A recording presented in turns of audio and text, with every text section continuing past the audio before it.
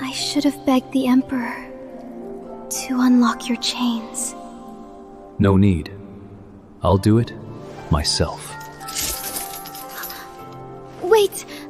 How do you have the key? Take this manual.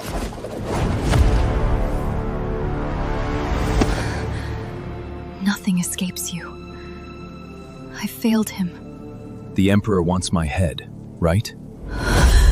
Master, please go! Master? I'll silence her. I'll silence her to buy you time! Stand down. A demon king serving a human? Not it to be.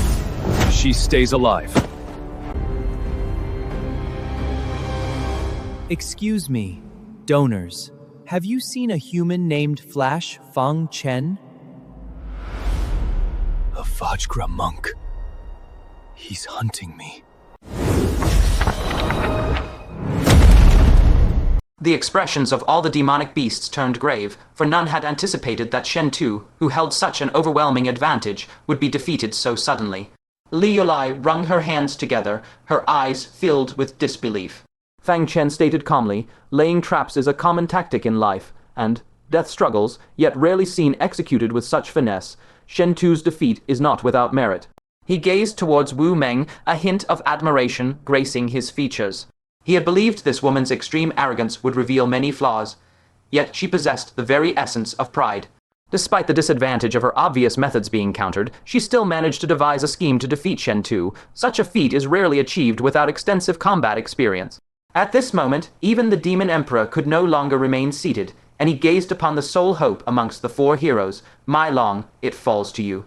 My Long nodded gently, his face betraying no emotion, as he calmly walked towards Wu Meng. The other three monarchs, who had remained calm observers, exhibited subtle shifts in their expressions. The southern monarch, Jiu Yu, frowned slightly, warning Wu Meng, be wary of this one. Unlike the other two, their constant life and death struggles had granted them an innate sense of danger, and the aura emanating from My Long felt distinctly different.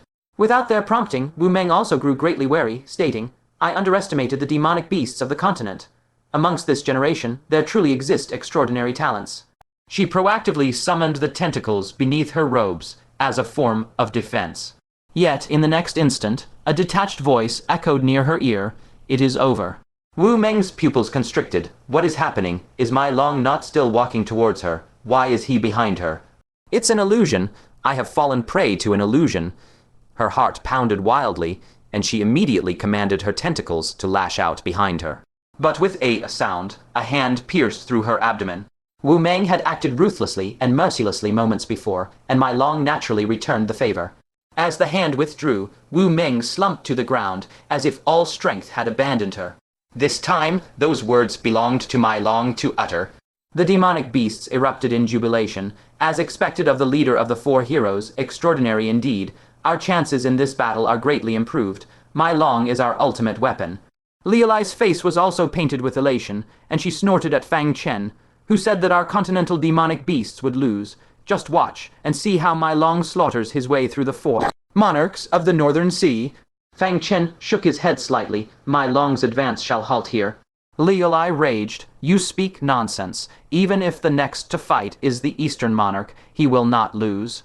Fang Chen remained silent. In his eyes, having revealed his trump card illusion technique, he had forfeited the right to continue the battle. This art could only catch enemies by surprise. Once its secret was known, its effectiveness would vanish. The southern monarch, Jiu Yu, descended, and upon his arrival, a vast cloud of purple mist erupted from his body, engulfing the entire arena. It not only concealed his own figure, but also effectively prevented My Long from casting illusions. Even more troublesome was the fact that the purple mist was highly poisonous, making prolonged combat within it unwise. The powerful demonic beasts surrounding the arena could not penetrate the purple mist, and they could only hear the sounds of an intensely fierce battle, filling their hearts with anxiety. Finally, after the time it takes to brew a cup of tea, with a sound, a figure coughed up blood as it flew out of the purple mist, none other than My Long. His entire body was tinged with purple, clearly suffering from severe poisoning, and he bore several wounds across his body. Cough, cough, the purple mist receded, revealing that Jiu Yu was in no better condition. One of his arms had been torn off, and his body bore several gruesome wounds that pierced through him, causing him to stagger and struggle to stand. His face was filled with astonishment. I concede that I underestimated the demonic beasts of the continent. To be able to inflict such grievous wounds upon me within my purple mist, you are the first. If your poisoning were not so advanced, I would be the one defeated today. Praise from an enemy was undoubtedly the highest form of validation for my long strength, yet no one on the demonic beast side felt any joy. For they had lost, utterly and completely lost. The 4 heroes and 10 stars had all suffered crushing defeats. Their only victory was defeating the weakest of the Northern Sea's 4 monarchs, only slightly better than 10 years ago. The demon emperor slumped dejectedly onto his imperial throne, supporting his forehead with his hand, uttering not a word. Everyone could feel the emperor's crushing despair. 10 years of effort, yet so easily shattered, a deep sense of failure washed over the demonic beasts. At this moment they felt not shame, but helplessness. After 10 years of striving, they were still swept aside by their opponents. The Continental demonic beasts were truly far inferior to the Northern Sea demonic beasts. Their decision to no longer engage in mutual exchange and learning was now proven to be the correct one. Leoli lowered her head, tears streaming down her face. Why did it have to be like this? Why? Drops of crystalline tears fell onto her palm, moisturizing the wounds where her fingernails had drawn blood. The tears stimulated the wounds, causing waves of stinging pain, yet Leoli seemed oblivious, only continuing to sob and weep. Fang Chen observed all this, his face etched with contemplation. At this moment, Yu Qingshuan slowly stood up. He did not gloat, nor did he exhibit any smugness, for the outcome had been entirely within his expectations. If there was anything slightly unexpected, it was that the Western monarch had been defeated. His plan had envisioned a complete victory for the Northern Sea's 4 monarchs. This was for the best. The loss of one monarch would at least grant the Continental demonic beasts a shred of dignity. Demon Emperor, since your esteemed clan has suffered a complete defeat, then, just as he was speaking, a clear, resonant voice shattered the silence of the hall. It was Fang Chen who slowly stood up and said that the Continental demonic beasts have suffered a complete defeat. Is there not still Ling Shu amongst the 4 heroes who has yet to fight? Upon hearing these words, the powerful demonic beast sighed softly. Ling Shu, what good would her participation do? Even my Long had fallen, let alone Ling Shu. The demon emperor gazed at Ling Shu from afar, his eyes revealing no glimmer of hope. The outcome was sealed. Allowing Ling Shu to fight would be meaningless. Ling Shu's delicate frame trembled slightly. Having witnessed the might of the Western and Southern monarchs, how could she not know that her participation would only lead to the same fate as Han Yuan? Yet, having had her name called by Fang Chen in front of everyone, it would be difficult for her to avoid fighting. Biting her pearly teeth slightly, she said, "That's right, our 4 heroes have not suffered a complete defeat. There is still me." The crowd could not help but furrow their brows, casting reproachful gazes upon Fang Chen.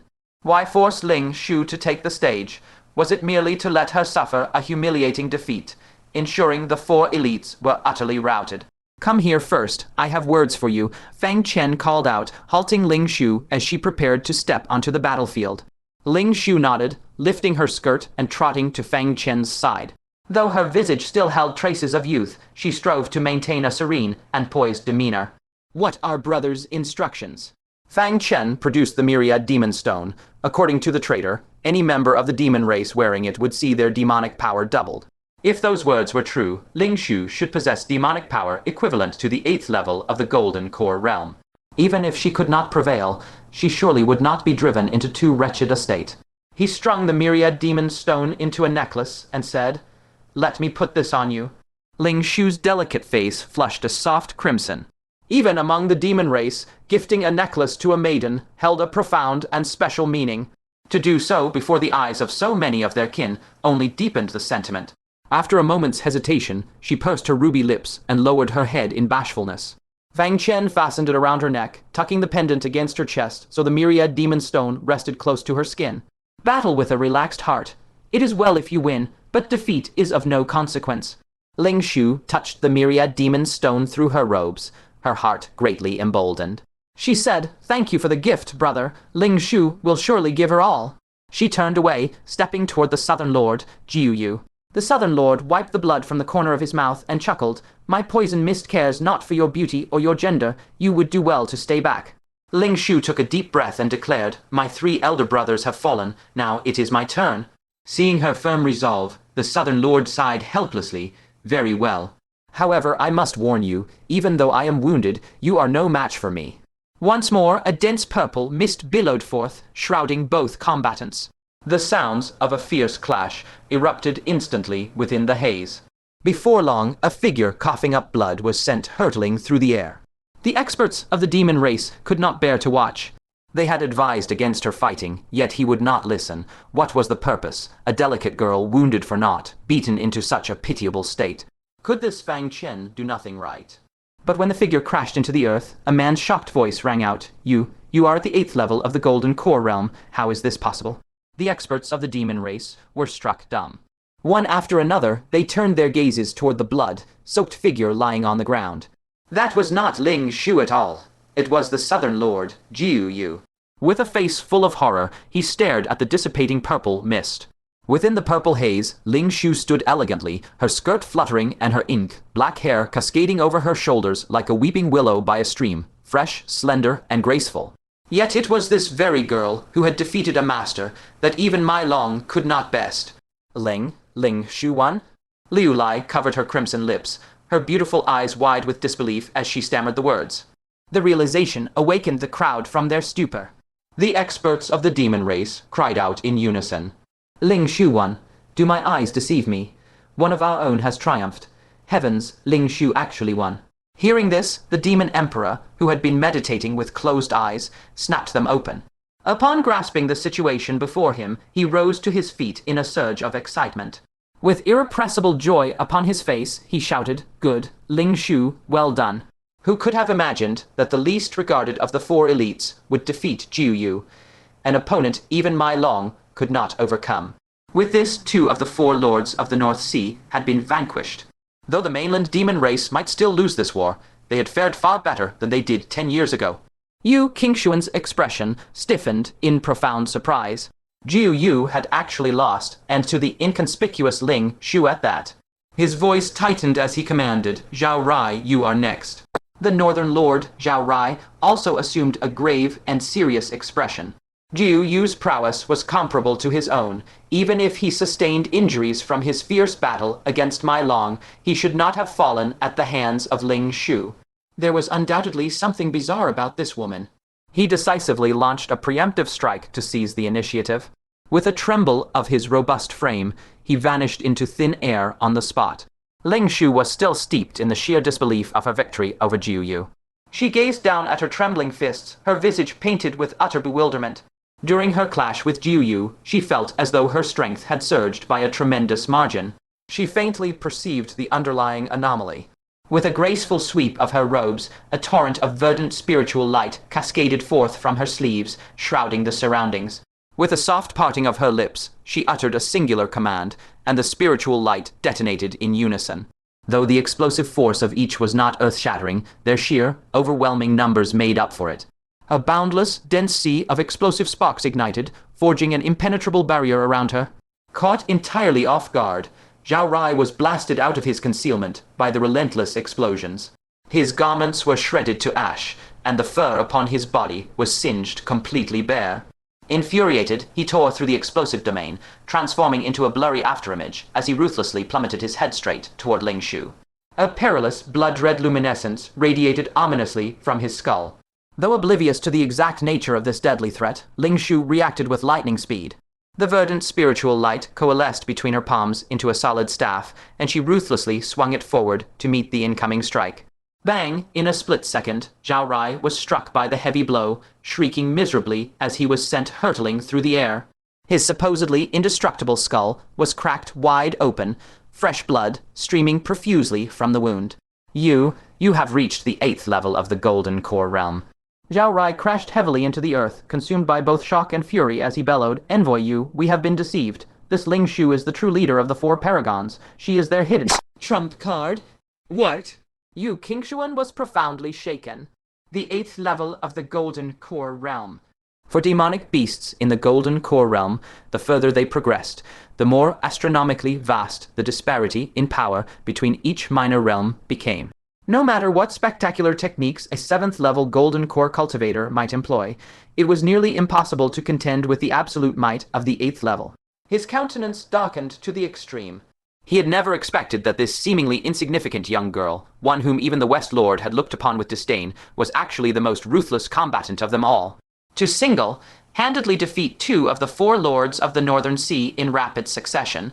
In stark contrast, the allied forces of the demonic beasts erupted into frenzied roars of euphoric triumph. If her victory over Jiu Yu could be dismissed as merely exploiting his prior injuries, the same surely cannot be said for Zhao Rai, can it? Inconceivable, truly inconceivable, to think that the one to turn the tide at the crucial hour would be Ling Shu. As for the trio of Mai Long, Shen Tu, and Han Yuan, their faces were contorted as if they had just witnessed a phantom. Having spent countless days and nights undergoing cultivation by her side, how could they not know the limits of Ling Shu's true prowess? How had she abruptly become so terrifyingly powerful? The Demon Emperor, meanwhile, clapped incessantly, roaring with hearty laughter. Excellent, excellent, you have profoundly astonished this emperor. In this final bout, regardless of victory or defeat, this emperor shall fulfill whatever desire you request. Thanks to Ling Shu's spectacular rescue, the score between the 2 factions stood at an exact stalemate of 3-3. This outcome was undeniably a myriad of times superior to the utter humiliation they had faced at the onset. Even if she were to ultimately fall to the East Lord, the mainland demonic beasts would absolutely suffer no loss of face this time. One could even declare that they had wielded undeniable strength to fiercely prove that the mainland demonic beasts were scarcely inferior to those of the Northern Sea. Ling Shu rejoiced in her heart, yet possessing a sharp intellect, she clearly understood that these victories were not born from her own innate capabilities. Yu Qingshuan now began to feel the gnawing pangs of anxiety. Of the vaunted 4 lords, only the East Lord remained undefeated. Bai Chu, it all rests on your shoulders now. Yu Qingshuan inhaled a deep, steadying breath. At this juncture, he no longer cared whether the 4 lords remained amongst the mainland demonic beasts to further their cultivation. His sole concern was salvaging the very honor and prestige of the Northern Sea demonic beasts. Since time immemorial, the demonic beasts of the Northern Sea had prided themselves as vastly superior to their mainland kin, boasting that their younger generation far eclipsed their counterparts. Yet now, they had suffered the bitter indignity of yielding 2 consecutive victories to the opposition. If even Bai Chu were to taste defeat, the Northern Sea demonic beasts would truly have marched thousands of miles merely to offer their faces to be slapped in utter humiliation. Bai Chu, the East Lord, slowly lifted his head, and his eyes, which had remained perpetually shut, finally parted. His gaze was frighteningly placid. It was the desolate serenity of unparalleled invincibility, the profound solitude of a paramount expert who could find no worthy adversary beneath the heavens. Even with Ling Shu's astonishing record of 2 consecutive victories, it failed to stir even the slightest shred of battle intent within him. 3 moves, Bai Chu crossed his arms before his chest and indifferently spat out those 2 words. Taking a single step forward, black and white light intertwined behind him, condensing into a blurry 100-foot-tall Dharma image. Fang Chen was slightly surprised. This Dharma image shared a common wonder with his Vatic Saint True Spirit art, though its true potency remained to be seen. Ling Shu's breathing grew ragged. The overwhelming power of the head of the 4 gentlemen filled her with awe and trepidation, even from across the vast hall. His advancing figure exerted a crushing pressure akin to a prowling lion. This man was undeniably, terrifyingly powerful.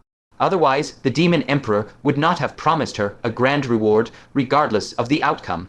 Nevertheless, she summoned her courage and struck out at Bai Chu. With a point of her finger, a storm of green spiritual light erupted from within her body, blanketing the sky and earth as it surged toward the approaching Bai Chu. Immediately following, that was a cataclysmic series of explosions that filled the air. Ling Shu did not pause after her first move. She manifested a 100-foot-long sword of green light and shadow from her palm, raising it high before slashing down with ferocious force. Augmented by the demon power of the 8th layer of the Golden Core Realm, this strike erupted with a lethality that sent shivers down the spines of the 4 vice, envoys, and many other experts of the demon race. Boom, as the longsword cleaved downward, the very earth trembled under the impact. One could only imagine the devastating damage the targeted Bai Chu must have sustained. However, the smoke of the explosion was suddenly swept away by a powerful gust of air. Unexpectedly, Bai Chu stepped out from the chaos, completely unscathed. He still maintained his posture with arms crossed over his chest. A keen observer would even notice that his steady pace had never once faltered. Those seemingly cataclysmic attacks had failed to have any effect on him whatsoever. Even the Demon Emperor's expression grew solemn as he murmured, "The North Sea demon race has truly given birth to an extraordinary existence." The 5 demon kings also discerned the truth. This youth would, at the very least, reach the perfection of the 9th layer of the golden core realm in the future. Should he be blessed with great destiny, even breaking through to the nascent soul realm would be well within his reach. His cultivation had impressively reached the peak of the 8th layer of the golden core realm, poised to break through to the 9th layer at any moment. Yet he appeared only to be in his 20s. Given enough time, it was impossible to fathom how high his ultimate ceiling might be. As for Ling Shu, she likely stood no chance of victory. Bai Chu continued his approach toward Ling Shu, saying indifferently, "You have 1 move remaining." It was only then that everyone realized with a shock that when Bai Chu spoke of 3 moves, he intended to grant Ling Shu 3 free attacks. Feeling insulted, Ling Shu snapped, "Who asked for your mercy?" Whether she won or lost, she intended to do so with her dignity intact. Bai Chu nodded slightly. "Very well, then our spar concludes here." The moment his words fell, the black and white Dharma image behind him moved, pulling back its right fist before throwing a plain, direct punch. Though the punch appeared ordinary, it contained a trace of the majestic power of the heavenly Tao. The air roiled as if boiling, and fierce winds shook the surroundings, as if even a mountain would be pierced through by this single strike. The demon emperor's face darkened as he shouted decisively, "Ling Shu, retreat." Realizing the extreme peril, Ling Shu immediately attempted to withdraw, but she was a step too late. This peerless punch shattered the air and struck straight toward Ling Shu's chest. Ling Shu's countenance paled with dread as she tried to dissipate some of the force from the gale of the punch. However, her spiritual light was pierced instantly by the fist wind, which continued to strike toward her mercilessly with undiminished power. Seeing this, the demon emperor's expression changed, and he prepared to intervene and rescue her immediately. But before he could act, a multicolored miniature mountain suddenly descended from the heavens, positioning itself before Ling Shu. Boom, despite the immense weight of the 5 magnet origin mountain, it was actually shifted slightly by the force of the impact. One must know that this mountain was so heavy that even an expert of the 9th layer of the golden core realm could barely suppress it. It was terrifying to imagine how many pieces Ling Shu's body would have been shattered into had she taken the hit directly. With the look of one who had just escaped death, Ling Shu hurriedly cried out, "I admit defeat." That strike was far too horrific, vastly exceeding the limits of what those of the younger generation could endure. Her small face was pale as she hid behind Fang Chen, gasping for breath. "Thank you, brother. You saved Ling Shu's life." Without a word, Fang Chen raised his hand, and the 5 magnet origin mountain shrank back to the size of a palm before flying into his hand.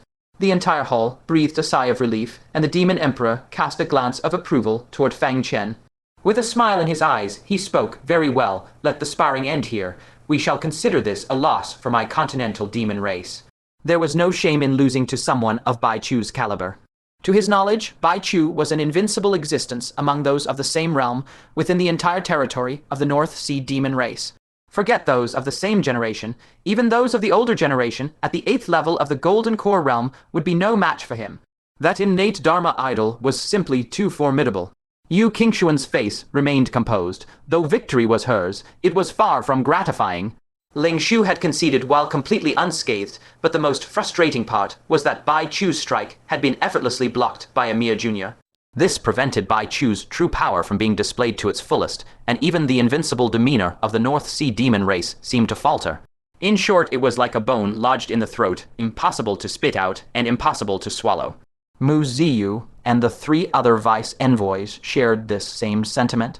Had the demon emperor intervened, it would have accentuated Bai Chu's peerless invincibility, as it would imply that only the demon emperor himself was capable of saving someone. But having the person saved so nonchalantly by a junior like Fang Chen gave the impression that Bai Chu was not particularly powerful. However, since Ling Shu had already conceded, the matter was declared concluded. In contrast to the frustration of the North Sea demon race, the mainland demon race felt immensely gratified, showering Ling Shu with praise. Titles such as heroine among women, peerless lady, and glory of the demon race, clearly terms learned from the humans, were cast upon her without restraint. Ling Shu's face was flushed, her red lips slightly pursed, and her expression grew unnatural. She had never imagined that she would have such a glorious day. All of this was thanks to the necklace gifted by Fang Chen. She touched the stone against her chest, naturally understanding where her suddenly doubled spiritual power had come from. "Brother, Ling Shu loves your gift so much." Ling Shu leaned close to Fang Chen, her face full of bashfulness, yet her heart was filled with pride. The elite of the human race, the prince consort of the demon race, and Liulai's man, he still fell before my charms, even willing to gift me such a staggering treasure. Fang Chen nodded and reached out his hand. Since the spar is over, please return it to me. Ling Shu froze, her beautiful eyes showing a hint of being caught off guard. Was this gift not meant for her? Fang Chen reminded her, this necklace is extremely precious. I only lent it to you temporarily. Upon hearing this, Ling Shu's face turned crimson with shame. She quickly took it off and stammered, Oh, of course, I knew. How could I possibly take something of yours, brother? PFFD, beside them, Liulai could not help but cover her mouth and burst into laughter. Ha ha ha, Ling Shu, you didn't actually think Fang Chen was giving that necklace to you, did you?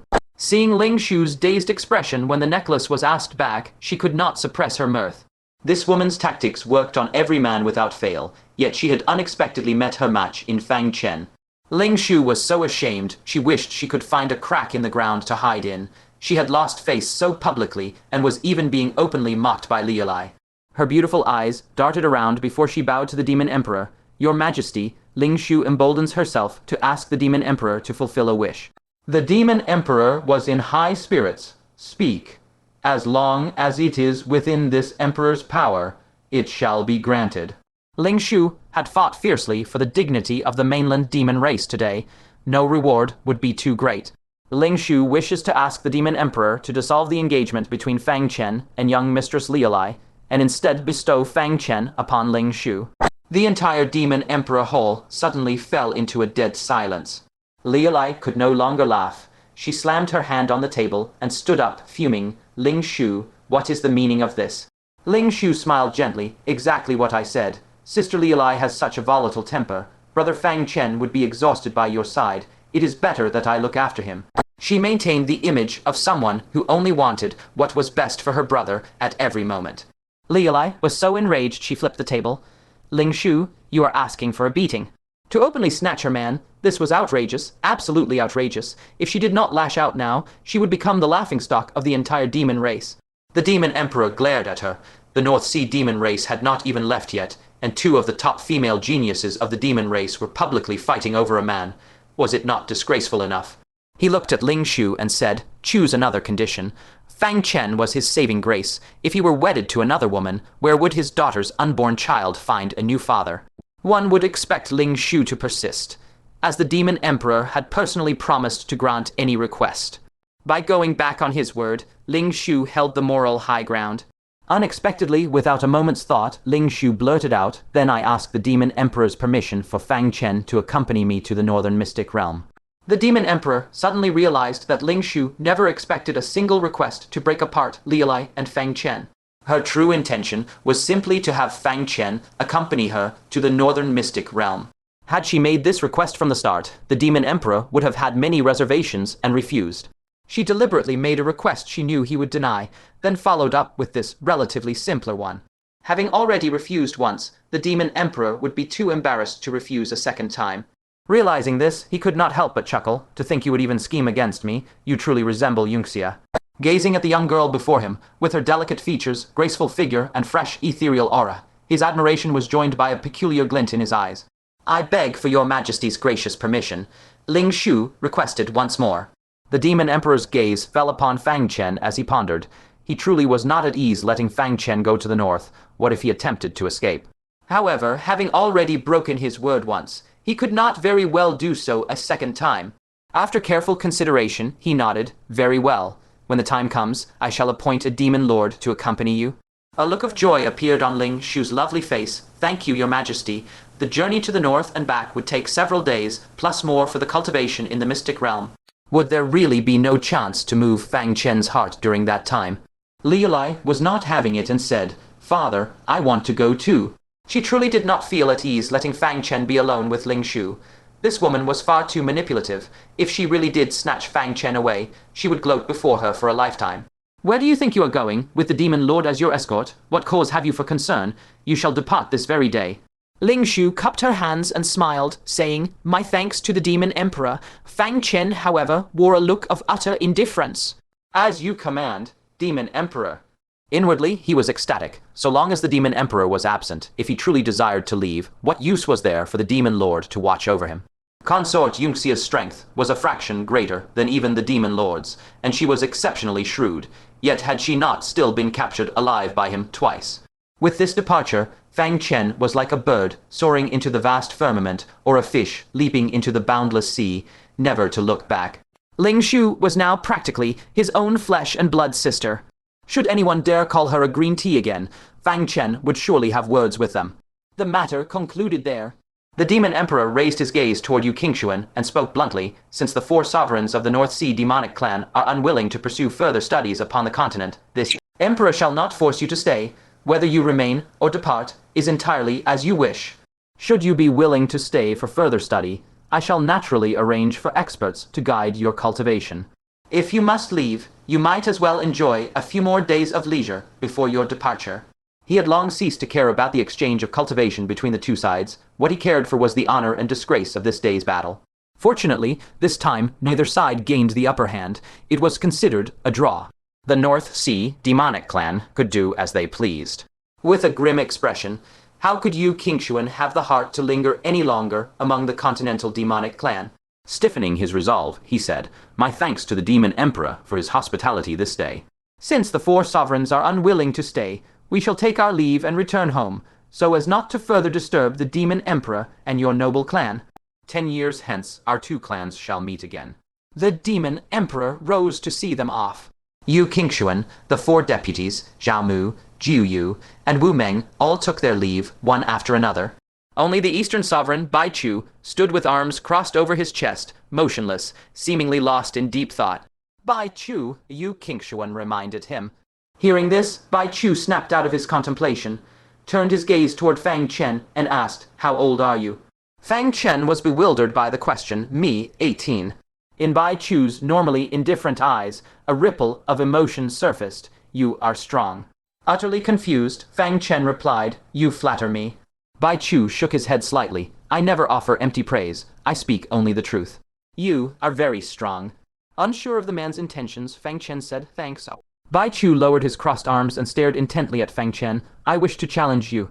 Fang Chen froze for a moment and pointed at himself. "I am of the human race, not the demonic clan. Do not mistake your opponent." Today was a struggle for honor between the Continental and North Sea demonic clans. It had nothing to do with him, an outsider. Yu Qingshuan was also taken aback and said to Bai Chu, "Do not create unnecessary complications." Bai Chu acted as if he had heard nothing. The blood kai around his body began to boil, and a flicker of battle intent emerged in his eyes. It had been far too long since he had faced a powerful foe. Since he had encountered one today, he was determined to fight to his heart's content. Fang Chen was speechless. The man was truly a martial fanatic. But he had no interest in a battle that served no purpose. "My apologies. Without a reason, I will not trade blows with anyone." Fang Chen rejected him outright. Bai Chu pressed a finger to his brow, and a flickering blue flame was drawn out from within his soul. "An entry qualification for a soul formation realm ruin. Is this reason enough?" "What?" Fang Chen's pupils constricted violently.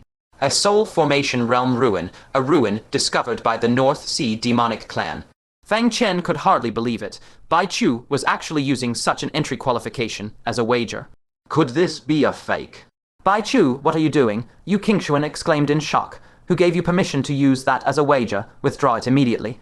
That soul formation realm ruin was extremely fragile, allowing only a limited number of individuals to enter each time. For the first group to enter, there were only 10 spots. Bai Chu was one of those 10. If he were to lose his qualification to another, how would he be able to enter himself?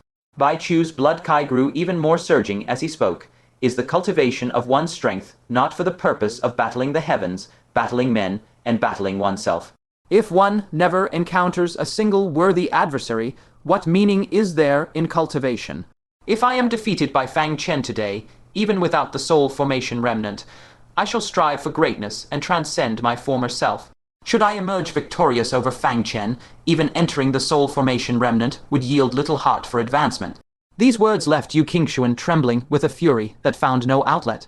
"Even so, you need not have wagered your qualification for the soul formation remnant." Hearing this, Fang Chen's heart stirred with fervent excitement. The qualification was indeed genuine, then why would he hesitate any longer? I accept the challenge, however I have no treasures to wager, Fang Chen declared brazenly. The onlookers' expressions twitched in disbelief. You have nothing. Was that miraculous 5-magnetic primal mountain from moments ago not a treasure? This fellow, exploiting Bai Chu's desperate hunger for battle, actually intended to forfeit the stakes entirely. Even the Demon Emperor could not help but cast a sidelong glance at Fang Chen. This lad is truly shameless beyond measure. Bai Chu let out a booming laugh. What he sought was not Fang Chen's possessions, but for Fang Chen to exert his full strength, granting him a glorious and unrestrained battle. As the battle became a certainty, Yu Qingshuan spoke with irritation. Everyone, fall back. The further, the better. When Bai Chu strikes, he is far less merciful than the other 3 monarchs. To be caught in the wake of his power would most likely mean death. Muzi, you gazed at the dark, faced Yu Qingshuan, and offered consolation. Envoy Yu, do not fret. Do you lack faith in Bai Chu? Throughout a lifetime of countless battles, he has suffered but a handful of defeats. Only then did the gloom on Yu Qingshuan's face slightly recede. True, in a duel among peers, the rival capable of matching Bai Chu has yet to be born into this world. Nevertheless, he still eyed Muzi, Yu askance, and snorted. You seem quite eager to see Bai Chu trade blows with this fellow. Muzi, you made no attempt to hide his feelings, glancing at Fang Chen, his teeth ground together in lingering spite. That little scoundrel. He struck me and plundered the water source essence. If I do not witness him suffer with my own eyes, I shall not be able to sleep or eat for a month. Yu Qingshuan considered this and agreed. The diplomatic mission had failed to gain an advantage in the exchange between the 2 races. They could not possibly return home bearing such a suffocating sense of grievance. This Fang Chen, regardless of anything else, had to be taught a severe lesson. The Demon Emperor stared at the blue flame, his eyes reflecting a deep, covetous desire. Did a soul formation remnant not imply that within lay treasures capable of propelling one to the mid-stage soul formation realm? Should he obtain but a single one, what would the pavilion master of heavenly secrets matter? He would become the sovereign of this entire continent. Battle with all your heart. If you are victorious, this emperor may consider unbinding your shackles, the Demon Emperor declared. Fang Chen sneered inwardly. How could he not perceive that the Demon Emperor intended to claim the blue flame mark for himself? What was more loathsome was that the reward offered to Fang Chen was merely the removal of his chains.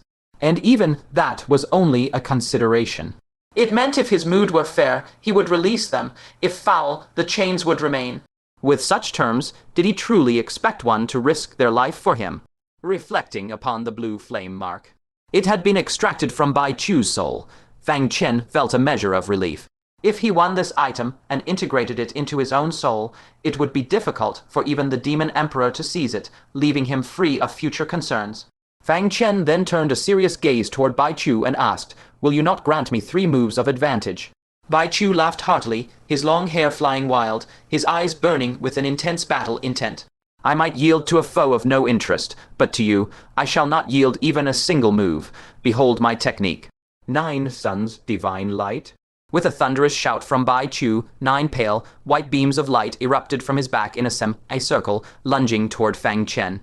The air was rent asunder with a sharp, screeching roar, and the speed was so immense it made one's scalp tingle with dread. Ling Shu, who had previously clashed with him, involuntarily pressed her hand against her wildly thumping heart. This strike was something she could never hope to block. She finally realized that Bai Chu granting her 3 moves was not an act of humiliation, but a testament to the fact that she could not withstand even a casual strike from him. Mai Long clenched his fists, his gaze fixed upon the 9 beams of light. Though he had not exchanged blows with Bai Chu, this casual technique made him feel a profound sense of peril. Both were the pinnacles of their respective races' younger generation, yet the disparity in their power was like a vast abyss, existing on entirely different planes. As his gaze shifted, Mai Long looked toward Fang Chen and shook his head slightly. He did not believe a genius of the human race could contend with an attack of such magnitude. Yet in the next instant, his pupils contracted. Fang Chen stood motionless, his lips parting slightly as he uttered but 2 words, sword body. A miraculous scene unfolded.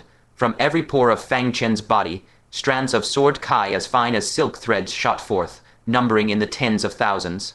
Countless strands of sword kai coalesced into the silhouette of Fang Chen's form, transforming him into a majestic avatar of humanoid sword kai. As Fang Chen's will stirred, the humanoid sword Kai whistled forth, merging in an instant with 9 streaks of pallid divine light. Vast swaths of sword Kai were shattered by the awe-inspiring divine light, even as countless divine lights were dispersed by the humanoid sword Kai. With no clear victor from their initial clash, Fang Chen and Bai Chu unleashed their next strikes almost simultaneously. 5 Thunder Righteous Heaven's Palm. 9 Yin Demonic Radiance. A thunderous boom, 2 potent fluctuations erupted once more, sending Kai waves tumbling and arcs of light scattering in every direction. The lingering tremors of the impact struck fear into the hearts of demonic beasts below the 7th layer of the Golden Core realm. Who could conceive that such a monumental clash raged between 2 mere juniors? And yet these were merely the initial, probing skirmishes. Milong was utterly astonished. Fang Chen can actually contend with Bai Chu. Ling Shu's beautiful eyes glimmered with myriad emotions. Those who had not personally experienced the terror of Bai Chu would never truly grasp his oppressive power. Yet Fang Chen stood his ground, directly clashing with him. Fang Chen's power far exceeded her imagination. Even the demonic emperor could not help but murmur, "This fellow truly possesses some remarkable skill." Could he, actually, harbor a hope of triumph? Initially, he had harbored no confidence in Fang Chen, yet now, he was compelled to re-examine the true depths of Fang Chen's power. Bai Chu let out a prolonged peal of laughter. "Ha ha ha ha, I was not mistaken in my judgment. You are truly formidable." Rare were the peers who could withstand his direct assaults. Fang Chen was a long-awaited adversary, one with whom he could finally unleash his full might without reservation. Battle intent surged in Bai Chu's eyes. His figure moved like thunder, striding across the vast sky, his hands each wreathed in swirling black and white light as he fiercely struck at Fang Chen. Fang Chen's brow subtly arched, and his figure flickered at that very instant, transforming into a bolt of lightning that shot skyward, thus evading the immensely potent strike. Then, with his thunderous form, he descended from the heavens, his feet treading upon the 5 magnetic primordial mountain, which rumbled as it pressed down with immense suppressive force. Bai Chu's figure flashed explosively, seeking to evade the crushing force, yet, to his astonishment, he found himself irrevocably locked, unable to escape no matter how he moved. He did not panic. Instead, his battle intent flared even fiercer, and he struck violently upwards with both palms. Whether by his innate divine strength or the mysterious power of the black and white lights, the 5 magnetic primordial mountain, capable of suppressing even 9th layer Golden Core realms, cultivators, was astonishingly blasted away. But Fang Chen was not surprised in the slightest. 5 magnetic divine light. He declared, having already formed the incantation seal, unleashing its power upon the 5 magnetic primordial mountain beneath his feet.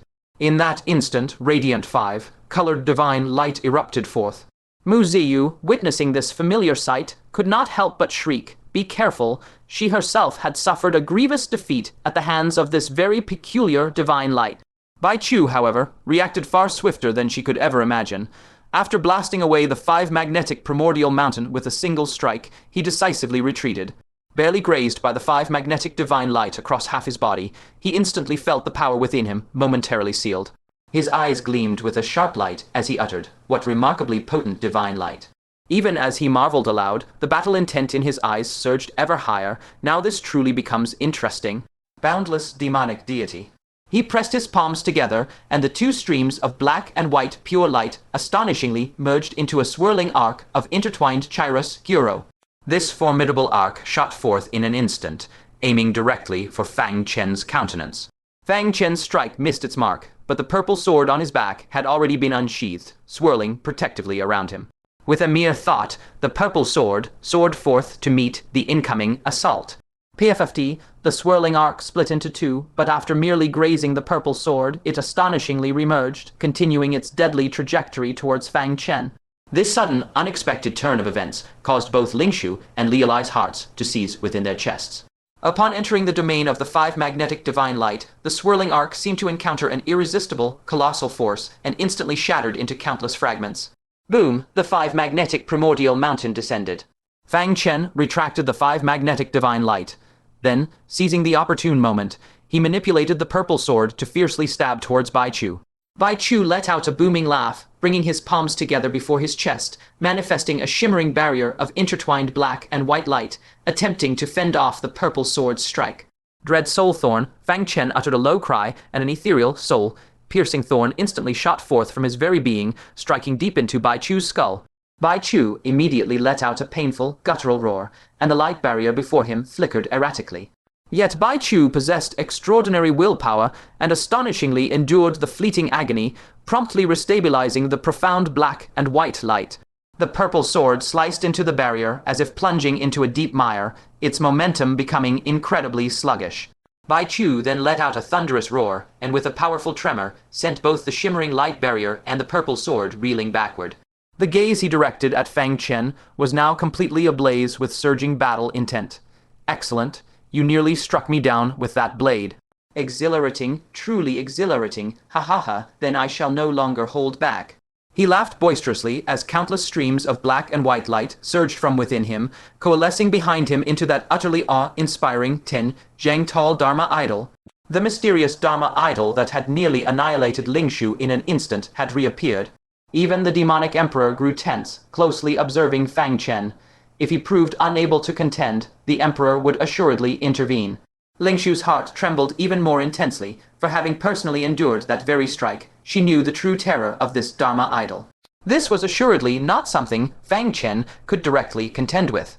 "Brother Fang Chen, be careful," she cried out with deep concern. In truth, what she wished to cry out was, if you cannot prevail, then yield. But having battled to such a crucial juncture, how could surrender ever be an option? Fang Chen swiftly formed hand seals, and streams of golden Kai surged from within him, tracing mystical trajectories behind his form, interweaving into a majestic golden phantom. Its features were indistinct, clad in resplendent armor, and its entire form radiated a world, shaking golden light, akin to a divine deity descended from the celestial realms. This magnificent spectacle instantly drew the undivided attention of all present. He also possesses a Dharma idol. Impossible. Is this not a power exclusive to certain noble bloodlines of our demonic race? Yet Fang Chen is human, is he not? Ling Shu and Liu Lai were both utterly stunned. Fang Chen actually manifested a similar Dharma idol. Yu Qingshuan was also greatly astonished. What is this? Mu Zi, Yu's expression shifted to one of profound dread. This is the very force that grievously injured me. The demon emperor's pupils constricted as though he recognized the phenomenon. He exclaimed in shock, "This is..." A realization dawned upon him, and his gaze toward Fang Chen became filled with a burgeoning, fervent heat. Bai Chu was equally stunned. "You possess a Dharma idol as well, are you not of the human race?" In an instant, his will to battle was set completely ablaze. "Excellent Fang Chen, you have granted me far too many surprises. Let us determine the victor through our Dharma idols." He let out a thunderous roar, thrusting both palms forward with violent force. Fang Chen refused to be outdone. Gritting his teeth, he unleashed a ferocious strike with both fists. Rumble, one black and white, the other shimmering gold, 2 zhanged. All Dharma idols punched forth simultaneously, resulting in a cataclysmic collision. Boom, boom, boom. Like the collective roar of 10,000 thunders, the clash of the four fists produced an unimaginable explosion. Golden currents of Kai and divine light of ebony and ivory swept in all directions, driven by the terrifying shockwaves of the impact. For a moment, tables and chairs were sent hurtling through the air by the vibrations. Demons beneath the 8th level of the Golden Core realm were all swept up and slammed violently against the surrounding walls. Even those at the 8th level of the Golden Core realm were forced to retreat step by step within the horrific shockwave. Those unfortunate enough to be struck by the golden currents or the black and white divine light coughed up blood on the spot. The Demon Emperor Hall trembled violently. Walls cracked, rubble flew, and precious decorations were scattered into a chaotic mess by the blast. Had the Demon Emperor not acted in time, using his matchless nascent soul realm power to shield the stone beams, the hall might have collapsed entirely. PFFD, the stalemate between the two Dharma idols, finally reached its conclusion as one of them began to dissipate. The Dharma idol, formed from black and white divine light, shattered into pieces, ultimately transforming into chaotic rays of light that surged backward. Suffering from the backlash, Bai Chu spat out a mouthful of fresh blood, his figure stumbling back repeatedly.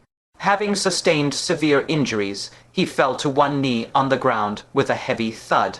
In contrast, though the Golden Dharma Idol was covered in cracks, it was far from the point of total collapse. In this clash, Fang Chen had achieved a total and decisive victory. The entire hall was a scene of utter wreckage, shrouded in a deathly silence. Bai Chu, the greatest prodigy of the North Sea demon clan, had fallen to the human Fang Chen. This was terrifying news that would surely trigger a massive upheaval among the three races. Cough, cough, Bai Chu coughed up thick blood. Forcing himself to stand, his eyes became veiled by an eerie layer of blood, red light. His battle intent, far from waning, grew increasingly frenzied and mad. Excellent, truly excellent. This is the very sensation I craved. To think you could even shatter my Dharma idol. Fang Chen, you have brought me such joy. Finally, someone has appeared who can force me to unleash my final strike. The blood, red light in his eyes seemed to come alive, swimming out and spreading across every inch of his body. In an instant, it was as if he were encased in a layer of sanguine armor. A pair of blood-colored horns condensed upon his head and paired with his eerily crimson eyes. He resembled a blood-prisoned fiend god. The aura emanating from his person had surged, reaching the 9th level of the Golden Core realm. Fang Chen, endure my final blow. Bai Chu laughed maniacally, transforming into a crimson afterimage as he charged toward Fang Chen. Even before the strike landed, he exuded a terrifying power that made one tremble with dread. Fang Chen's expression shifted drastically. What is this? An innate bloodline? A demon clan cultivation method? None of them seem right. The power felt exceptionally domineering and profoundly malevolent. At this critical juncture, he once more channeled the boundless Divine Lord, and the divine statue behind him struck out with 2 immensely powerful blasts of golden fist wind.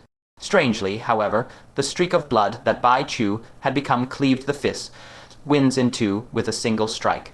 By now, Fang Chen could already see Bai Chu's near frenzied and hideous countenance. A sense of heart-pounding alarm began to spread through the depths of Fang Chen's soul. If he did not find a solution immediately, he would perish under this single strike. The Demon Emperor made his move.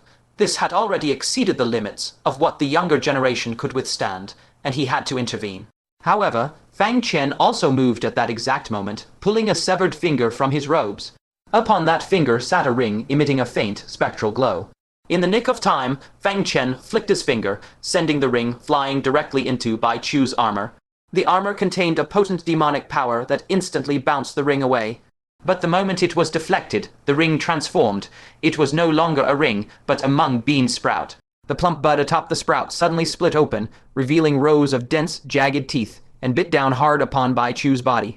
In that instant, the charging Bai Chu came to a sudden halt, standing motionless as if his body had been pinned in place. Though his pupils vibrated incessantly as if he were struggling, his body seemed to have lost all control, rendered unable to move a single inch. It was none other than the treacherous ring, a snare from the corpse of venerable 6 paths, that had entrapped countless nascent soul realm powerhouses, leaving them helpless. How then could Bai Chu, a mere cultivator, hope to escape its grasp? Fang Chen raised his hand, and the violet sword flew into his grasp. With a mere touch of its glistening tip, the violet sword came to rest upon Bai Chu's forehead. "It is finished," he declared softly. Bai Chu's eyes, fraught with struggle, gradually grew calm as a bitter smile surfaced upon his lips. Fang Chen then recalled the mystical seed. With a heavy collapse, Bai Chu slumped to the ground, as if all vigor had been utterly drained from his very being. The aberrant crimson hue that had engulfed his form receded ceaselessly into his eyes, eventually transforming into 2 imperceptible crimson specks, invisible to the mortal eye, hidden deep within their depths. He let out a bitter laugh, gazing heavenward. "I have lost. I, Bai Chu, have been defeated." Within the demonic emperor's sanctuary, a profound stillness reigned. He had unleashed his ultimate hidden technique, elevating his strength to the pinnacle of the 9th layer of the Golden Core realm. Yet Bai Chu, astonishingly, had still suffered defeat. Such an unforeseen outcome transcended all expectations. Firstly, none had foreseen that Bai Chu, so mightily powerful, would be vanquished. Secondly, it was beyond their comprehension that Fang Chen possessed such formidable might. If at the outset any among the 4 prodigies harbored lingering defiance against Fang Chen, now they lacked even the slightest shred of courage to challenge him. Fang Chen's strength was a might that utterly surpassed their own cultivation levels, a power capable of contending even with their elders, and one they could never hope to rival. Yu Qingshuan was momentarily stunned, finding it difficult to accept the sight unfolding before his very eyes. The foremost heavens chosen of the demonic clan of the North Sea had been fairly and squarely defeated. Moreover, the very chains binding Fang Chen's limbs had not even been unsealed. In stark contrast, however, the demonic emperor burst into resounding laughter. "Fang Chen, a splendid deed indeed. This emperor takes immense pride in your accomplishment." Recovering from his daze, Yu Qingshuan, his face tinged with displeasure, retorted, "It was Fang Chen, a human cultivator, who triumphed over our clan's Bai Chu, not one of your Continental demonic clan. What cause have you for such revelry?" The demonic emperor descended from his majestic throne, chuckling merrily. "Fang Chen is my son-in-law, the royal consort of my demonic clan. His actions within the demonic emperor's sanctuary, do they not, then, represent our Continental demonic clan? By that reasoning, our Continental demonic clan has achieved a complete victory in this battle. Ha ha ha ha." Yu Qingshuan's countenance turned ashen. Could such a calculation truly be valid? Yet, if Fang Chen were indeed the demonic clan's royal consort, then this outcome might be justifiable. By agreeing to let Bai Chu remain and engage in battle, they not only failed to humble Fang Chen, but suffered defeat instead. The 4 sovereigns of the North Sea had all been vanquished.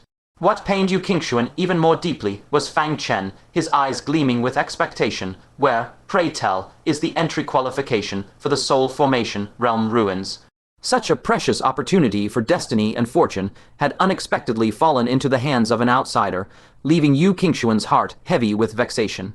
A joyful expression bloomed upon the demonic emperor's face as he instantly materialized before them, declaring, "Entrust it to my safekeeping." Within his heart he seethed with hidden excitement, for that was a soul formation realm ruin, an ancient site that had never been explored or exploited. It assuredly contained treasures capable of shaking the very cosmos. Yu Qingshuan's brow furrowed. He questioned, "Demonic Emperor, was this not Fang Chen's victory? Why, then, should it be entrusted to your keeping?" Since they had lost, Yu Qingshuan acknowledged the defeat, but by what right should the spoils of war be claimed by the Demonic Emperor? Fang Chen entering the Soul Formation, Realm Ruins, and the Demonic Emperor entering the Soul Formation, Realm Ruins, were vastly different concepts indeed. Should Fang Chen venture within, he might not necessarily procure any valuable treasures. But should the firmament Demonic Emperor enter, who could possibly contend with him for them? Therefore, it was impossible for him to surrender the sacred mark to the Demonic Emperor. Fang Chen also sneered inwardly. Truly, such shamelessness knows no bounds. "This destiny, won by my own prowess, by what right should it be yielded to you?"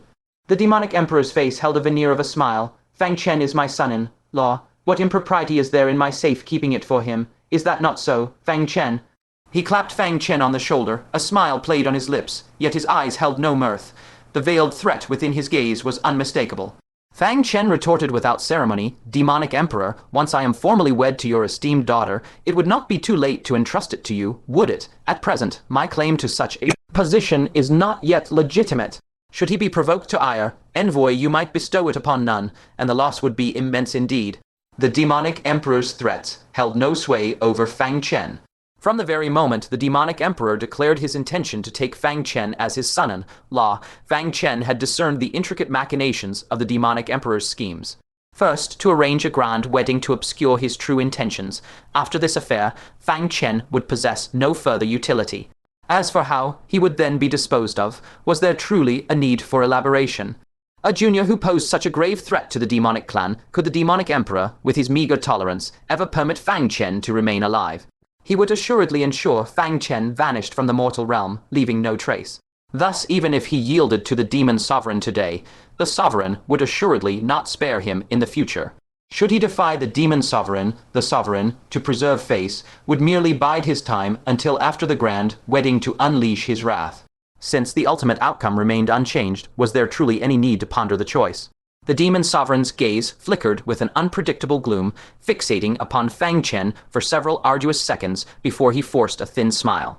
"Indeed, your words bear some truth. You may keep it for now." Yu Qingshuan, discerning the subtle shifts in their demeanor, vaguely perceived the intricate nature of their relationship.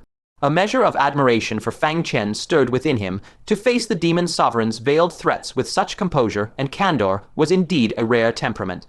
Decisively, he retrieved the azure mark from Bai Chu and, before the very eyes of the demon sovereign, imbued it into Fang Chen's soul. With a profound gaze, he spoke, "Young one, this is the water flame spirit mark, specially crafted by my clan. It is fused with your very soul. Should your body perish and your spirit shatter, this water flame spirit mark shall also crumble into oblivion. Unless absolutely necessary, do not attempt to remove it." Ostensibly, he was cautioning Fang Chen, yet in truth, he was issuing a stark warning to the demon sovereign not to harm him, lest the profound opportunities within the soul formation realm ruins be irrevocably lost. Sensing his benevolence, Fang Chen cupped his hands in a respectful salute. Many thanks, Emissary Yu. This junior is eternally grateful. Yu Qingshuan patted his shoulder, a profound sentiment lingering unspoken. To witness such a prodigious junior's talent prematurely extinguished within the demon sovereign's grasp was indeed a lamentable tragedy. He found it arduous to suppress the pang of regret for a talent so grand. Alas, he was but a mere emissary of a visiting delegation, possessing neither the power nor the standing to shield Fang Chen. His fate, therefore, rested solely upon his own destiny. Young one, I anticipate your arrival in the Northern Sea. Bai Chu also rose, her gaze alight with fighting spirit. Fang Chen, I admit my defeat to you this time. However, on our next encounter, you would do well to be wary. If you merely stagnate, then prepare to taste my fists. Fang Chen bid them farewell with a smile, as the remaining members of the delegation followed suit. As Muzi, you passed Fang Chen, she paused, muttering in a low growl, you wretched brat. Are you truly not intending to return my doo-doo? Fang Chen touched his nose, replying, my wrapping cloth was consumed by flames. Muzi, you cast him a look that clearly conveyed, do you truly expect me to believe such a fabrication? She gnashed her silvery teeth slightly, declaring, I warn you, do not engage in such depraved acts with my doo-doo, or I shall end your very existence.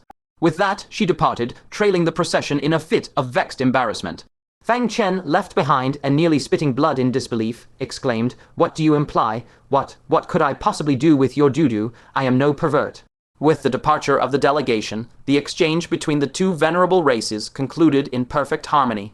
The demon clans of the continent emerged in glorious triumph, entirely expunging the ignominy suffered a decade past. The powerful demonic cultivators gathered there were all beaming with elation, their spirits soaring with profound satisfaction. Only the demon sovereign, whose buoyant mood had been eclipsed by Fang Chen's defiance, now wore a visage of profound gloom.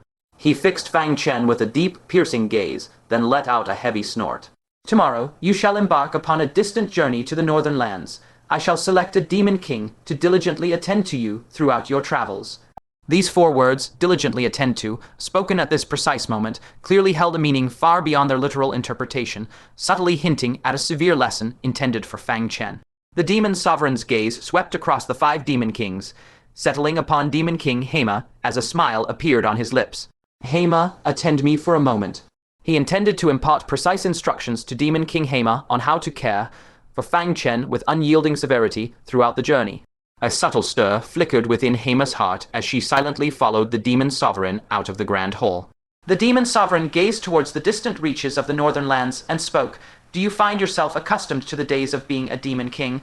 Hai Mei nodded, replying, by the grace and profound favor of the demon sovereign, it has been rather smooth. With a nuanced tone, the demon sovereign said, I've heard that many demon generals harbor resentment towards you, believing that your breakthrough to the peak of the Golden Core realm was merely a stroke of fortune, and that you have not established illustrious merits like other demon kings. Hai Mei's captivating eyes shifted, naturally comprehending the hidden intent behind his words. She promptly knelt in a graceful salute. I beseech the demon sovereign to grant this subordinate further advancement. I shall undoubtedly repay your trust with unwavering devotion. This was precisely the response the demon sovereign desired. He turned to face Hai Mei, his gaze fixed upon her. Good. I shall entrust you with the mission to the northern lands, thereby granting you an opportunity to establish your merits. Fang Chen is of paramount importance. I require him to return without a single finger missing. Can you accomplish this? A flicker of excitement stirred within Hai Mei's heart. She owed Fang Chen 2 favors, and now, finally, an opportunity arose to repay them. At an opportune moment, she would discreetly release Fang Chen. Outwardly, she spoke with utmost solemnity, this subordinate vows to complete this mission unto death. The demon sovereign nodded with satisfaction. The reason for entrusting the mission to Hai Mei, rather than devouring Heaven Tiger or Demon King Chun Nai, was precisely because Hai Mei, as a newly appointed demon king, harbored the deepest yearning to establish her merits and prove her worth. Should Fang Chen encounter any peril, she would undoubtedly risk her very life to protect him. In contrast, the other demon kings, having enjoyed long periods of peace, were seasoned veterans who would never jeopardize their lives for a mere trifle of merit. And most importantly, the new demon king would execute his commands with absolute fidelity. Furthermore, The demon sovereign's eyes narrowed. I require the mark of the soul formation realm ruins and the true spirit cultivation of Brahma saint from his person. Employ every conceivable means to acquire them. Inflicting some hardship upon him is not only acceptable, but encouraged. Hai Mei had known that the demon sovereign's summons for her alone harbored additional instructions. It was clear he coveted Fang Chen's valuable possessions and had even tacitly authorized her to inflict torment upon him. Hai Mei replied without hesitation, "This subordinate understands precisely what must be done." Seeing her sagacity, the demon sovereign felt a surge of satisfaction. After a moment's contemplation, he produced a single dark scale. Within this scale resides the full might of this sovereign's ultimate strike. Hai Mei was startled, her voice tinged with surprise. The northern lands fall within our demonic race's territory. What peril could possibly necessitate the use of such an artifact? Though she had only recently ascended to the peak of the Golden Core realm and could scarcely compare to those ancient cultivators who had long dwelled within its apex, it seemed unfathomable that a single strike from a nascent soul realm expert would be required. The demonic emperor spoke with detached indifference. "This is bestowed upon you to slay Fang Chen." Hai Mei's heart trembled, her beautiful countenance shifting dramatically. Slay Fang Chen. Had not the demonic emperor just declared that Fang Chen was to be protected, to return with not a single finger harmed? The demonic emperor spoke lightly. "This child Fang Chen possesses an endless array of stratagems and is cunning beyond measure. I fear you may not be capable of restraining him. If you truly cannot hold him, then slay him. I shall not permit the human race to possess such a heavenly paragon." Indeed, having witnessed Fang Chen's overwhelming power, crushing Bai Chu beneath his heel, the demonic emperor's intent to kill him had intensified profoundly. "Such a being must never be permitted to live long enough to fully mature. Therefore, I must see either Fang Chen himself or Fang Chen's severed head. Do you comprehend?" Hai Mei bowed her head. "Your humble servant understands." Her heart sank ever deeper, for the demonic emperor had utterly sealed off any path for her to spare Fang Chen. With this scale in her possession, should Fang Chen still manage to escape, it would signify but one truth, that she had intentionally allowed him to flee. At that juncture, she would not merely be deemed ineffective. Rather, the demonic emperor would prosecute her for treason, implicating and imperiling the entirety of the Hai Mei clan. Hai Mei accepted the scale, departing with a heart heavy with unspoken burdens. The demonic emperor, in turn, returned to the demonic emperor's palace, dismissing the assembled multitudes. "Brother Fang Chen, allow me to host. Let us gather at the Huqiu Pavilion." Ling Shu invited with fervent enthusiasm. Today marked a grand triumph for the demonic race of the continent. A celebration was unequivocally warranted. Fang Chen shook his head, saying, "Go and enjoy yourselves. I must make thorough preparations for tomorrow's journey." Ling Shu's countenance fell with disappointment, yet a subsequent thought brought her solace. She would soon be in Fang Chen's constant company, and thus her vexation eased. She refused to believe that she could not conquer Fang Chen's heart. Returning to the Lapis Lazuli Imperial Palace, Fang Chen swiftly vanished into his secret chamber with a single step before Lapis Lazuli could unleash her ire. For the sake of absolute safety, he manifested the 5 magnetic primordial mountain, bracing it against the stone door. The deeds he was about to undertake, he certainly did not wish for Lapis Lazuli to spy upon. He carefully withdrew the memory silverwaiter, his breathing growing rapid with anticipation. The moment of truth had arrived. His intuition whispered that this artifact would undoubtedly prove to be of immense utility. He immediately closed his eyes and, employing the profound techniques of a soul master, began to refine and purify the memory silver sand from the wastewater. Verily, as Han Feidao had foretold, no sooner had a single grain of silver sand been separated than a wisp of hair, fine toxic Kai, instantaneously pierced into Fang Chen's body. An agonizing, corrosive pain, searing into his very essence, immediately spread from his pores, snaking towards his blood vessels. Wherever the toxic Kai coursed, there it left a trail of corrosive destruction. Fang Chen gasped a sharp breath through gritted teeth, the pain so acute that it now became clear why that force, our soul master, had abandoned the task. "I, who have undergone body tempering with the blood of a true spirit, find this agony unbearable. For an ordinary mortal, merely the excruciating pain would induce unconsciousness, not to mention the potent venom that corrodes the very flesh, which soul master would risk their life to refine such a substance for another." He endured the excruciating pain, activating his venom core to absorb the wisp of toxic Kai that had invaded his being. This venom was known to be wielded by mighty cultivators of the soul formation realm, its fierce potency thus vividly displayed.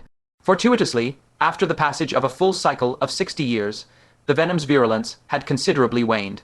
Otherwise, a mere brush against this toxin would have been enough to reduce a golden core realm martial cultivator to a puddle of putrid liquid. Even so, after the venom core had absorbed it, it began to convulse violently, and fissures appeared upon its surface. The venom's potency was so immense that even the formidable venom core seemed unable to withstand its might. Fortunately, as Fang Chen meticulously circulated the 9 venoms true scripture, refining it bit by bit, this tenacious wisp of toxic Kai was finally, arduously absorbed.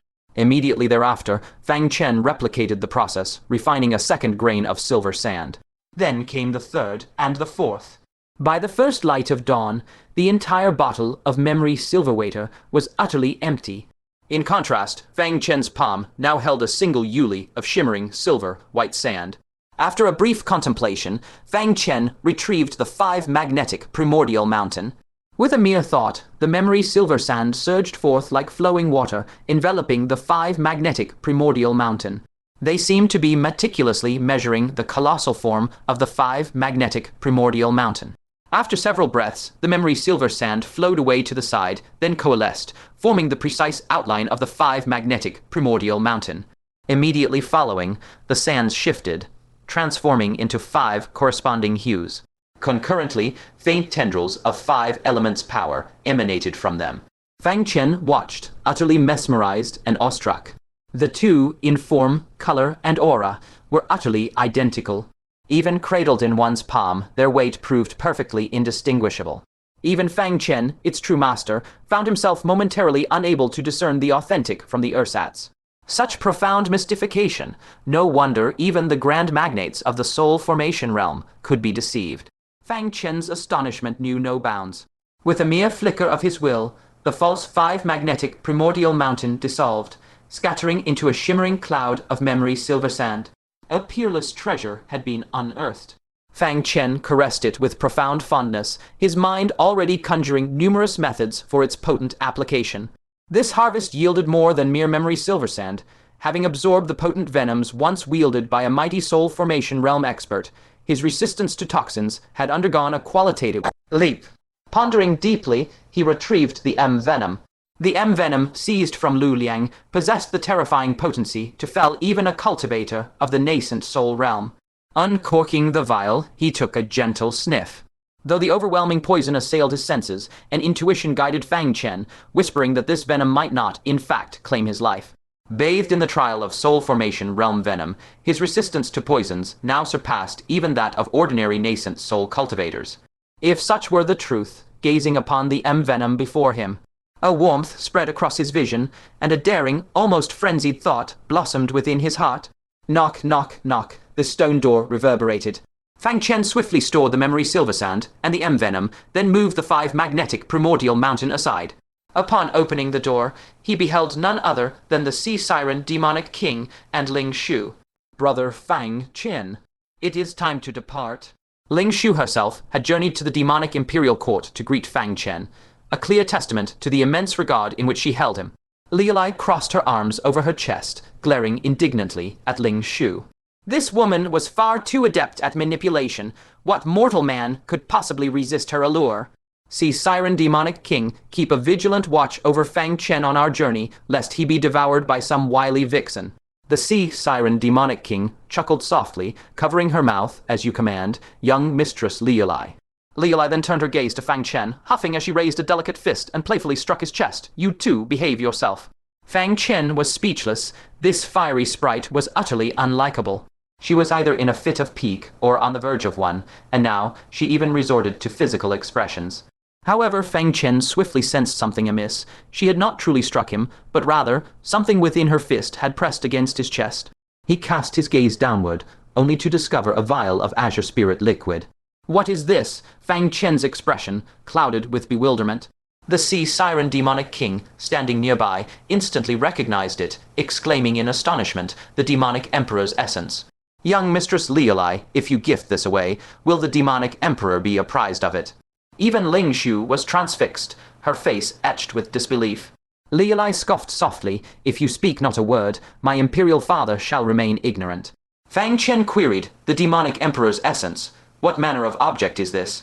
The sea siren demonic king's face revealed a complex emotion as she explained, when Liulai was nearly slain within human territory last time, the demonic emperor extracted a portion of his own essence. This substance was even more precious than the demonic emperor's very blood essence. Upon consumption, it granted the power to survive a single strike from a nascent soul realm powerhouse, akin to possessing a nascent soul, grade defensive magical artifact. Though usable only once, its potency remained utterly astounding. Fang Chen was greatly alarmed, hastily attempting to return it. "Are you mad? Keep it for yourself." "How can such a precious item be given away?" Liulai shot him a disdainful glance. She continued, "You are, after all, my nominal fiancé. Is it not proper for me to bestow upon you something to safeguard your life?" Fang Chen gazed at Liulai, momentarily at a loss for words. This woman, for all her bluster and loudness, was not particularly endearing, yet in fairness, she was not wicked. At times, she was even remarkably guileless. Such a singular and invaluable treasure, who would part with it so readily? "My gratitude, I pray there never comes a time when it is needed." Fang Chen accepted it, bowing his clasped hands in thanks. Liulai fidgeted, glancing elsewhere, and softly huffed, "Out there, you had best be cautious. My imperial father speaks of recent unrest across the continent, where the emergence of that ancient giant has drawn forth many from the extra-realm divine sects. They are not necessarily all benevolent. You must be wary." Fang Chen's visage grew solemn. The adherents of the extra-realm divine sects had arrived, having witnessed the true nature of venerable King He and his disciples. Fang Chen naturally harbored no blind reverence for these so-called extra-realm divine sects. Of the master and his two disciples, one was hypocritically cruel. Another was lustful and perverse, and the third brazenly seized others' magical artifacts. Not a single one possessed a passable moral character. Thus, Fang Chen naturally regarded all other individuals from the extra-realm divine sects with profound wariness. Nay, it would be more accurate to say, the further he stayed from them, the better. Ideally, there should be no further interaction whatsoever. "Thank you for your concern. I shall be cautious." Fang Chen smiled faintly, finding the woman's haughty yet caring nature quite endearing. To care was to care, yet she insisted on feigning indifference. "Who said I cared for you? I shall not see you off." Her delicate face flushed with a hint of embarrassment. She lightly stamped her foot and darted back into her secret chamber. Fang Chen offered a wry smile, then ascended with the sea siren demonic king and Ling Shu upon a silver-winged thunderbird, soaring into the boundless heavens.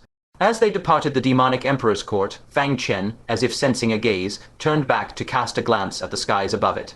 An inconspicuous cloud hovered silently, and it was clear without needing to be said that the demonic emperor resided within, observing his departure.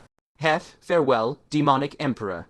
Fang Chen murmured inwardly as the silver-winged thunderbird spread its mighty wings, ascending into the clouds and vanishing towards the distant horizons of the northern lands. A short while later, having flown 1,000 li beyond, Fang Chen looked up and let out a heartfelt sigh. The vast sea awaits the fish's leap. The boundless sky beckons the bird's flight. Finally, he was free. Ling Shu, seated beside him, smiled faintly. His brother's mood truly so jovial. Fang Chen turned his head to look at her. "I truly thank you." Had she not made the request for Fang Chen to accompany her to the northern lands, how could he have departed the demonic emperor's court with such ease? Ling Shu clasped her hands before her knees, her beautiful hair, adorned with a butterfly hairpin, fluttering gently in the crisp breeze. She looked down at the chains on Fang Chen's wrists, a pang of regret surfacing in her eyes. "I should have implored the demonic emperor to undo brother's chains." Fang Chen smiled. "No need. I can undo them myself." A flicker of doubt appeared in Ling Shu's clear eyes. Then, under her increasingly wide-eyed gaze, Fang Chen produced a small key from his hair, inserted it into the lock's aperture, and with a soft click, the chains sprung open. Ling Shu was momentarily stunned. No, wait. How did Fang Chen come to possess the key? So this so-called dragon, binding lock, was it but a hollow gesture? Furthermore, how dared Fang Chen unlock it in front of the sea siren demonic king? Even if he wished to be free, he should have done so secretly. The sea siren demonic king would surely subdue him on the spot. The very next moment, her mind went utterly blank. "Sea siren, with my departure, will I cause you trouble?" Fang Chen stretched his wrists and ankles, then asked, tilting his head. Sea siren bowed her head, shaking it slightly. "It is nothing." "Master, go now. Do not concern yourself with sea siren." "What?" Ling Shu was utterly aghast. What had she just heard? One of the 5 great demonic kings of the demonic race, actually addressing Fang Chen as master. She felt her mind reel, her comprehension utterly failing her. Fang Chen, a mere human, was actually Sea Siren's master. Who could have ever imagined such a thing, truly, who could have conceived of this? Fang Chen reached into his bosom, producing a small scripture he had penned the previous night, and with a flick of his finger, tossed it to Sea Siren. "Take it." Sea Siren accepted it with astonishment, unfurled it, and gasped in surprise. "The divine Brahma true spirit art, divine elephant, why do you give this to me?" Fang Chen said indifferently, "Take it back and present it to the demonic emperor as your report. If the demonic emperor is in a good mood, perhaps he might reluctantly spare you and your kin." Sea Siren said with a guilty conscience, "Master, what are you speaking of?"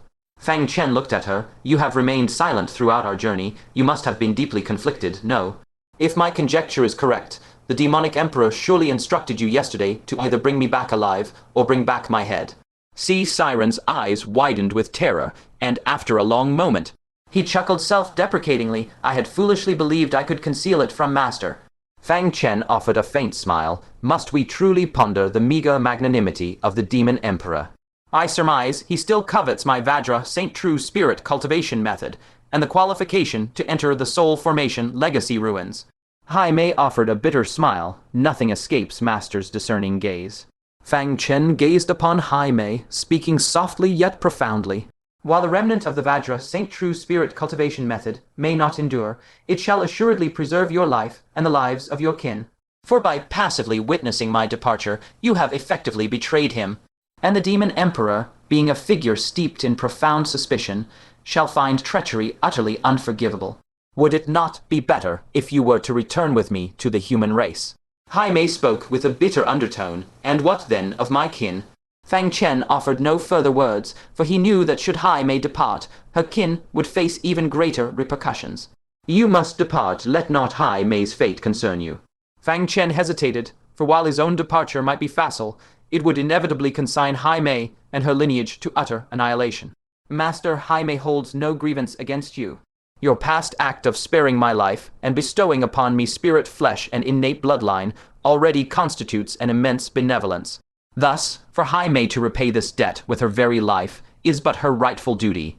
As Hai Mei spoke, her gaze sharpened, piercing towards Ling Shu. "Master, depart without worry. I shall clear all impending threats for you, ensuring that within 10 days none shall report tidings to the Demon Emperor."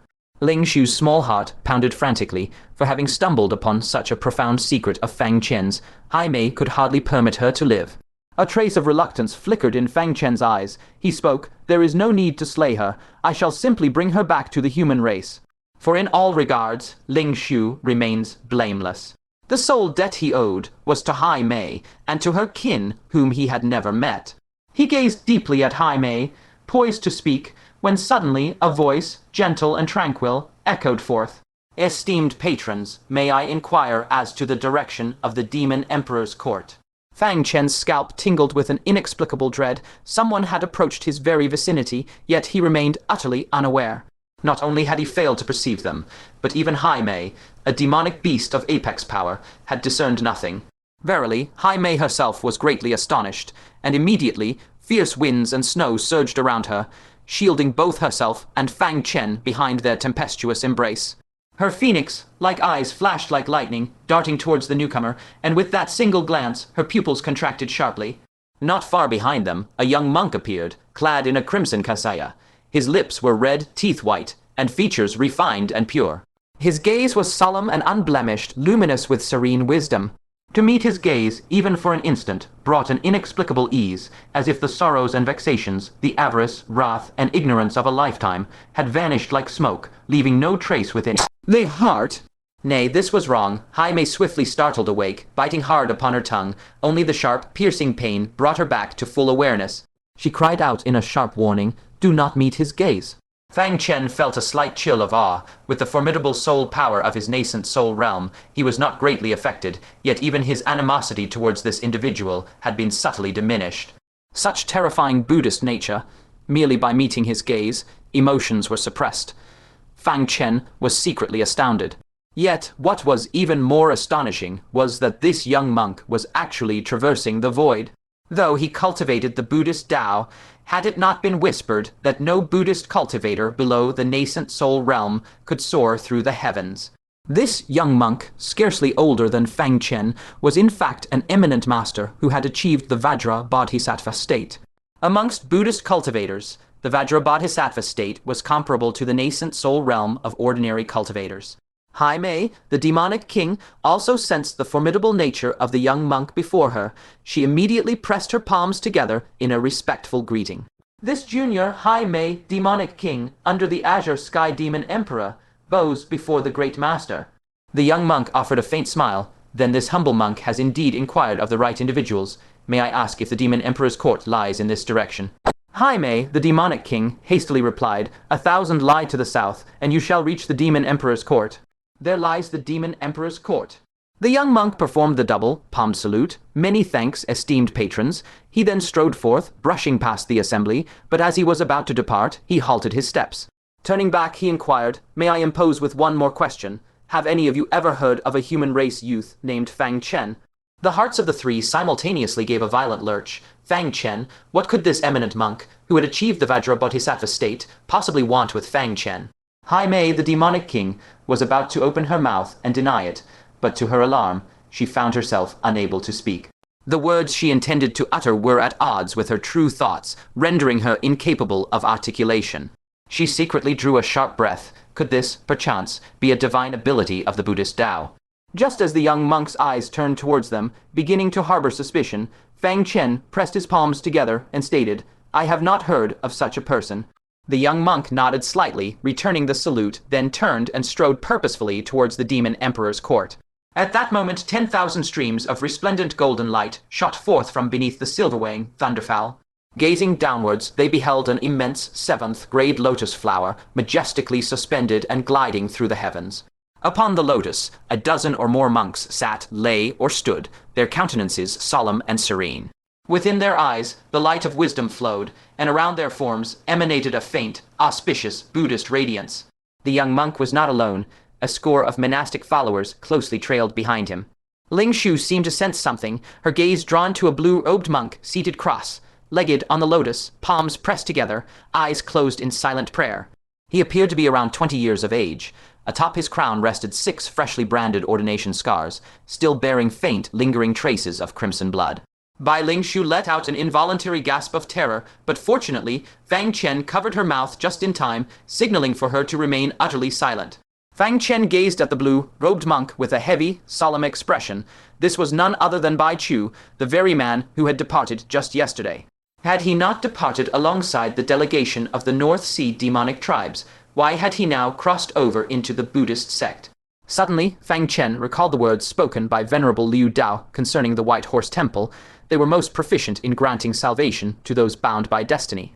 Could it be that Bai Chu had been delivered into the Buddhist sect by their hands? A cold sweat cascaded down Fang Chen's back at the thought. Bai Chu was an absolute martial fanatic. How could he ever willingly seek refuge in the Buddhist Tao? Furthermore, with Yu Qingshuan accompanying him by his side, she would absolutely never permit Bai Chu to change his allegiance and join the Buddhist sect. There remained only one chilling possibility. Bai Chu had been forcibly delivered. Threads of cold sweat formed on Ling Shu's brow as her unblinking eyes watched the 6-grade golden lotus vanish into the ends of the heavens and earth. Only when Fang Chen finally released his hand did she begin to softly gasp for breath. As if a sudden realization struck her, her complexion shifted drastically. Brother, then their journey to the Demon Imperial Court to seek you out, is it to deliver you as well? Fang Chen's recently relaxed nerves instantly pulled taut, and his expression grew profoundly grim. Truth be told, it was highly probable that young monk most likely discovered Bai Chu's extraordinary aptitude and forcibly delivered him. Then, upon prying from his lips the existence of a human named Fang Chen, who possessed even greater prowess, the monk marched straight toward the Demon Imperial Court to claim him. Fang Chen's scalp went numb at the thought. Fortune had smiled upon him by allowing him to slip away. Otherwise, he would have been cornered directly by this monk possessing the Vajra attainment status. Move? They had to move. Witnessing Fang Chen in such a flustered state, Ling Shu, despite her deep concern for him, could not help but let out a soft giggle. So there are times when even brother gets this anxious. In her impression, Fang Chen had always remained unhurried and composed, holding all matters firmly within his grasp. Seeing him like this was a first. Fang Chen shot her an exasperated glare. You can still laugh. Care to test if I'll order Hai Mei to silence you permanently? After all, she was privy to the secret between Fang Chen and Hai Mei. Hearing this, Ling Shu covered her mouth and smiled enchantingly, devoid of any fear. If brother truly wished to end my life, you would have already struck me down earlier. As the ancients say, a true gentleman is cautious even when unseen. One's true moral character is most vividly revealed in moments of absolute solitude. In the dire circumstances prior, Fang Chen held absolute dominion over her life. He had no need to wear a disguise for any audience, yet he still could not bring himself to silence her through murder. Instead, he compromised, choosing to bring her back to the human domain. It was a testament to the innate benevolence residing within his heart. Fang Chen scoffed, "Then I am in no hurry. If that flock of monks comes hunting to deliver me, I shall simply offer you up as a sacrifice alongside myself." You are the paramount female prodigy of the demonic tribes, one who consecutively defeated the two lords of the North Sea. Surely, the White Horse Temple wouldn't refuse the opportunity to deliver one more lost soul, would they? Ling Shu's smile instantly froze. I am a maiden. The White Horse Temple surely has no need for a Buddhist nun, do they? A wicked smirk curled upon Fang Chen's lips. But there are bound to be nunneries in the outer realms, are there not?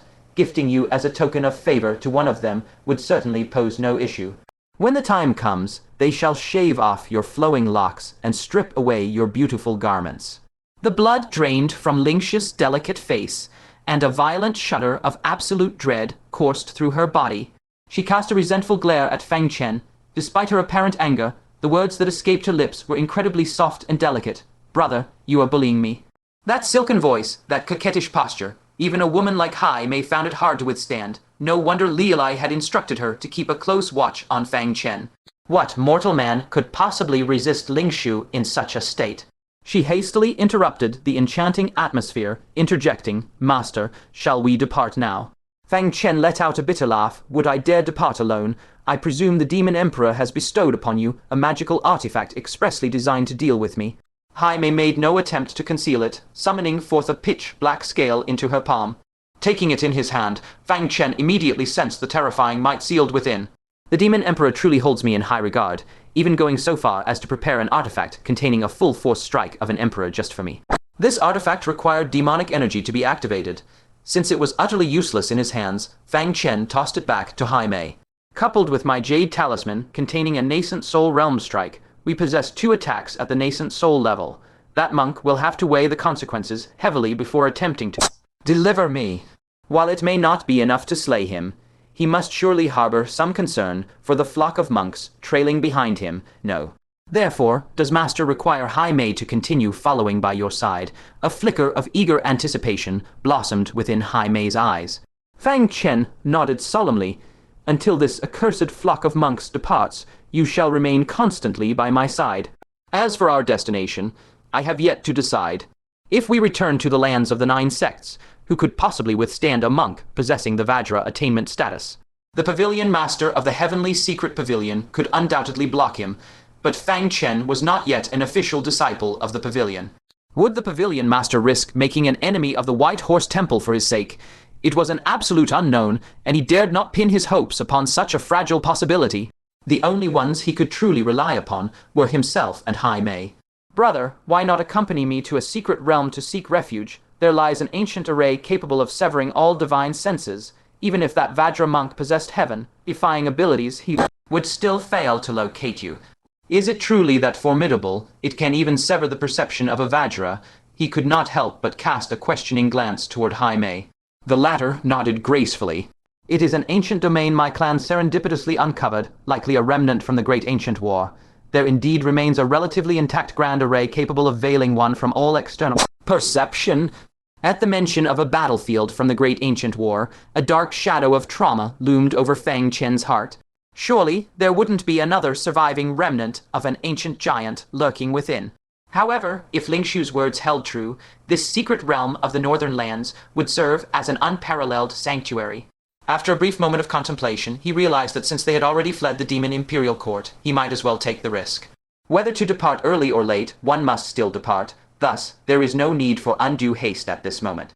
Their destination, the northern mystic realm. Upon hearing these words, Ling Shu's countenance brightened with joy, and she smiled enchantingly. Fang Chen, perplexed, inquired, "Why do you smile? Do you truly harbor no fear of me? Even if I do not slay you, I shall deliver you back to the human race. When that hour arrives, you shall be bound, hands and feet, a prisoner in chains, precisely as I am." Ling Shu shook her head, a soft laugh escaping her lips. "Nay, that shall not come to pass. Brother will never permit anyone to treat me thus." Fang Chen scoffed. "Then I too shall find someone and betroth you to him, just as I was forced to wed Liu Lai." Ling Shu's face flushed crimson, and she cried out, "I would never." After a long moment, she softly murmured, "Unless, of course, it were brother." Fang Chen's lips twitched. This maiden's coaxing could truly be the death of a man. Many days hence, the company safely arrived at the farthest reaches of the northern lands. The further north they ventured, the more humid and warm the currents of air became. Having traversed a majestic snow-capped peak that pierced the very clouds, the scene before their eyes was no longer one of frozen desolation, but an endless expanse of verdant grassland. A warm breeze swept through, causing the fragrant grasses to ripple like waves, revealing the forms of tiny beasts leisurely foraging within. In Fang Chen's mind, a childhood nursery rhyme involuntarily arose. The sky, vast and azure, the wind, sweeping low, reveals cattle and sheep. He could not help but whisper, "I had always believed this to be merely the fanciful imaginings of ancient sages." Ling Shu gazed in utter enchantment. Such a place exists in this world. How utterly beautiful. Look, there are cattle, and sheep too. Accustomed to landscapes of ice and snow, the verdant expanse before her filled her eyes with fresh wonder, and she instantly fell in love with this realm. Here, there were no mundane vexations, no schemes or rivalries amongst mortals, only a boundless freedom akin to the very wind. Hai Mei, too, was momentarily entranced, and spoke, "A paradise on earth, alas, one denied to cultivators such as ourselves who defy the heavenly Tao." A romantic shimmer danced in Ling Shu's eyes. How could that be? "Once my cultivation is sufficient, I shall settle here, construct a wooden dwelling, and spend my days chopping wood, brewing tea, and reading scrolls. I shall herd horses upon these grasslands and tend to my sheep beneath the vast sky. By day, I shall watch the clouds drift and unfurl, and witness the sun's journey from dawn to dusk. By night, I shall count the streaking meteors and hearken the whispers of the constellations. In slumber, the bright moon shall be my companion, and upon waking, the morning light shall greet me. How truly magnificent that would be! Do none of you harbor such desires?" Hai Mei gently shook her head. Once one has embarked upon the path of cultivation, how could such profound freedom and tranquility ever be attained? So many affairs, so many individuals conspire to bind one's destiny, compelling an unending journey forward. Even when weariness afflicts the spirit, one must press on. To occasionally steal a moment of respite and gaze upon the scenery along the path is a treasure beyond measure. To seek detachment and retreat from this path is fraught with myriad impossibilities. She was about to awaken Ling Shu to the harsh realities. There were family responsibilities to uphold and the grand expectations of elders to fulfill. Yet a voice echoed in her mind, Fang Chen's voice. Let her retain her dream. Hai Mei paused, taken aback, and gazed at Fang Chen, a gentle smile blooming in her heart. My master is truly a kind soul. Fang Chen offered a soft, silent chuckle, his gaze fixed upon the maiden whose eyes brimmed with dreams, and a tender chord in his heart was stirred. Although she often presented a facade of insincerity and played many a trick on others, deep within her heart resided a unique innocence and romantic spirit. Then strive diligently in your cultivation. Fang Chen spoke softly, and may you soon attain such a life. Ling Shu, smiling brightly, declared, when that time comes, brother must join me. I shall construct a dwelling for you too, right beside mine. Fang Chen merely smiled. How could he ever possess such leisure? Yet he nodded. Indeed, we shall herd horses together, tend to our sheep together, and together retreat from the clamor of the mortal realm. Ling Shu playfully brushed a wisp from her elegant hair, and said, though brother merely humors me, Ling Shu is still immensely pleased by your reply. Come, let us go. The mystic realm is not far from here. She dismounted from the flying beast, holding her light green skirt, and ran across the grassland, akin to a spirit reunited with nature. Fang Chen watched her retreating figure with a gentle smile, then silently followed. Half a day later, at the edge of the boundless grassland, a colossal mountain range stretched across the firmament, severing the horizon. Ling Shu's bare, snow-white feet were now stained with grass juice and earth, and her face glowed with the undeniable satisfaction of boundless joy. Brother must find me amusing now. She gestured toward the mountain range ahead and said, that is where our secret realm lies. Fang Chen followed her gaze toward the peaks, his expression clouded with contemplation. The secret realm was so far removed from the demon imperial court. Surely the demon emperor would have stationed guards here. Why was there not a soul in sight? Ling Shu finally realized something was amiss, her brow furrowing. This mountain range is known as the Verdant Mountains, the domain of the Silver Fox tribe. The duty of guarding this place naturally falls to them. Yet, we have reached the very foot of the mountains, and not a single member of the Silver Fox lineage has detected us. They are derelict in their duty. Fang Chen was momentarily speechless. The Silver Fox lineage, was that not the tribe of concubine Yunxia? After days of travel, he had somehow ended up in her territory. What wretched luck. It is better that we remain undetected. Let us proceed to the secret realm with haste. Fang Chen's lip twitched. That woman was incredibly vexing. It was for the best that she remained ignorant of his arrival. Ling Shu nodded, and under her guidance, the group arrived at the base of the mountains. She halted before an unremarkable pile of jagged rocks. As she produced a token from the demon imperial court, a wondrous sight unfolded. The entire heap of stones drifted into the air, revealing a profound and dark cavern leading deep underground. Wisps of pure spiritual energy and demonic Kai wafted out from the depths of the cave. "This is the secret realm," Ling Shu exclaimed, her voice filled with anticipation. "Brother Mai Long and the others achieved staggering progress within. If fortune favors me, I might even break through to the 8th level of the Golden Core realm." Fang Chen was equally astonished. Though the spiritual energy here did not quite match the intensity beneath the temple in the ancient capital of 9 dynasties, it was remarkably dense. Cultivating in this place might indeed allow his cultivation to advance yet another stage. Without delay, the group descended into the depths. No sooner had they entered than the Venerable Six Paths cautioned, "Boy, think carefully before you proceed further.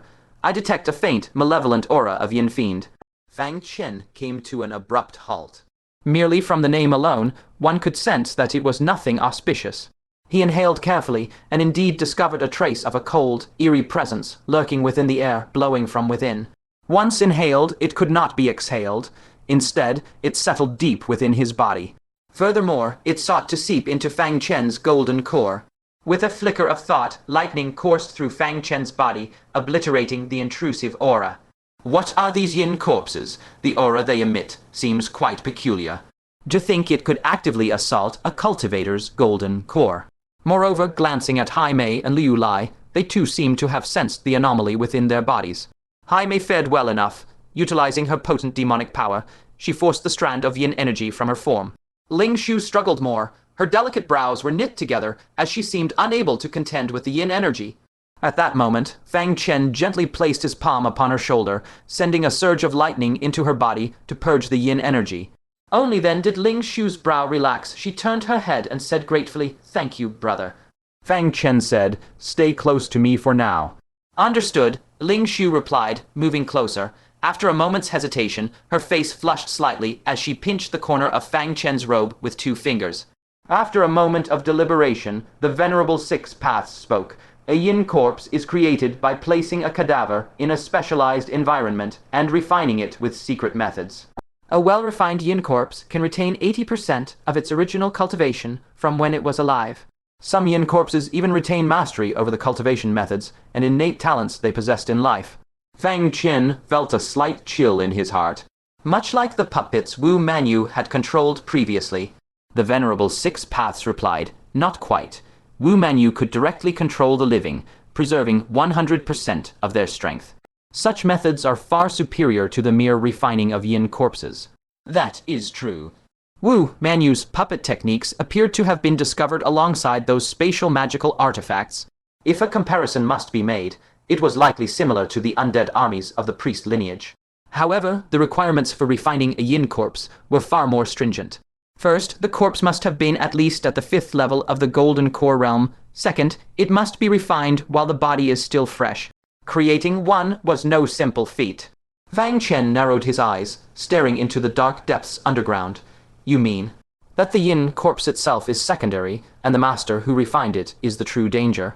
"A yin corpse does not act alone. Wherever one is found, its master is surely nearby." The Venerable Six Paths nodded slightly. "Precisely. Within the outer realms, the only sect that cultivates yin corpses is the Great Yin Sect. There are many factions within the Great Yin Sect, but the most ruthless and feared is the yin corpse lineage. To refine their yin corpses, they have committed countless atrocities, capturing powerful martial artists and refining them into yin corpses while still alive. In battle, they can summon an unknown number of yin corpses of varying strength at will. Without knowing their true depth, one is likely to be swarmed. Ordinary people dare not provoke them. Fang Chen's expression turned grave. They were, unexpectedly, disciples of an outer realm divine sect. With the reappearance of the ancient titans, the already turbulent continent became even more perilous.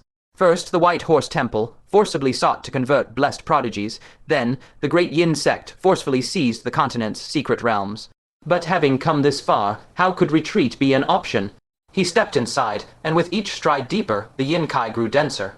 Ling Shu found the Yin Kai accumulating within her, and, left with no other recourse, sought Fang Chen's aid. Fang Chen patted her shoulder, and a wisp of lightning arc dissolved all the Yin Kai. But the Yin Kai that followed only intensified. How could she bear to constantly ask for his assistance? Her pearly teeth gently biting her red lips, she blushed and reached out, taking hold of Fang Chen's arm.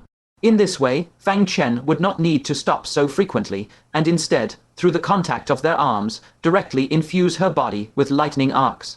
Brother Ling Shu is being impolite. Fang Chen felt a strange sensation in his heart and said, "It's nothing, merely a temporary measure." Hai Mei, who was walking ahead, gradually furrowed her brow as well. Initially, she could dispel the Yin Kai with her powerful demonic force. But the Yin Kai that followed was like leeches that had tasted blood, blanketing the sky and earth, and she was quickly overwhelmed.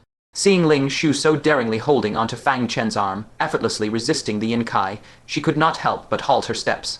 Summoning her courage, she also latched onto Fang Chen's other arm. "Master, you wouldn't mind another one, would you?" Fang Chen's lips twitched slightly. To his left, a peerless demon queen, and to his right, the gentle Ling Shu. No one would believe him if he said he was exploring a secret realm. Fang Chen glanced at them both and initiated the sealed mind chant. "I will now communicate with you using the sealed mind chant. Do not panic." The instant their minds received his voice, they were truly startled. Had Fang Chen not warned them not to panic, they would have cried out in surprise. "Brother, can you hear what I'm thinking?" Ling Shu's voice was the first to echo in Fang Chen's mind. Fang Chen transmitted his thoughts. "I can. From now on, neither of you should speak aloud, lest you alert those within." He briefly informed them of the Yin Corpse sect's situation. Ling Shu was taken aback. The Great Yin Sect, an outer realm divine sect, brother, doesn't entering now mean incurring their wrath? Shouldn't we wait until they leave before going in? Fang Chen transmitted, "If it were any other outer realm divine sect, I would turn and leave without hesitation. But the Great Yin Sect, I have nothing to fear." With a thought, he conjured 2 more streams of lightning arc, infusing them into the 2 women and dispelling the Yin Kai within their bodies. Ling Shu gently bit her red lips. "Very well, let's see what they're up to." This demonic beast secret realm is one of our most prized treasures, but to an outer realm divine sect, it should not be considered an exceptional blessed land. As for what they coveted, Fang Chen was also curious. The outer realm divine sects would never deign to look at the continent's paltry offerings. Their designs must be far greater. Such as the King Old Man and his disciples from before. Braving the incredibly dense Yin Kai, they arrived at the very bottom of the secret realm. This secret realm was not large, only equivalent to a demon emperor's palace at best. The stone walls were etched with sword marks and knife scars, clearly the work of human hands. Intricate inscriptions were carved around the walls, glimmering with faint light. Traces of demonic force and spirit energy were released from the inscriptions along with the flickering light. This was the ancient formation Ling Shu had spoken of. After thousands of years, countless sovereign rulers and mighty emperors had fallen into dust. Yet the formation continued to operate. And in the center of the grand hall stood 2 young individuals. They were intently studying the purple stone inlaid in the ground at the hall's center, and their conversation reached the ears of Fang Chen and his companions. These barbarians are truly wasting divine creations. For centuries, they haven't realized that this is a sealing formation, and have only used it as a secret training ground. A young man's eyes burned with fervor, and beside him, a curvaceous, beautiful woman scoffed. Since they don't recognize its worth, the thing sealed beneath will be a boon for us disciples. Fang Chen mused in his heart, "There is something beneath the ground, of which you demon clans are completely unaware." Hai Mei's expression turned grim. Even Ling Shu, usually serene, revealed a rare look of displeasure. It was clear that the two disciples of the Great Yin Sect were being exceedingly insolent, repeatedly referring to them as savages. Hai Mei spoke, not necessarily. When this place was first discovered, the ancestral demon emperors concluded that something was entombed beneath the seal. However, our demon race lacks historical records from the primordial era, leaving us unable to discern what was sealed within. Thus, we dared not act recklessly. Ling Shu, who was well versed in ancient texts, possessed more detailed knowledge. In truth, one of the demon emperors had set his sights on this ancient formation shortly before his passing into the void. He hoped to discover an opportunity for a breakthrough, seeking to extend his lifespan through an increase in power.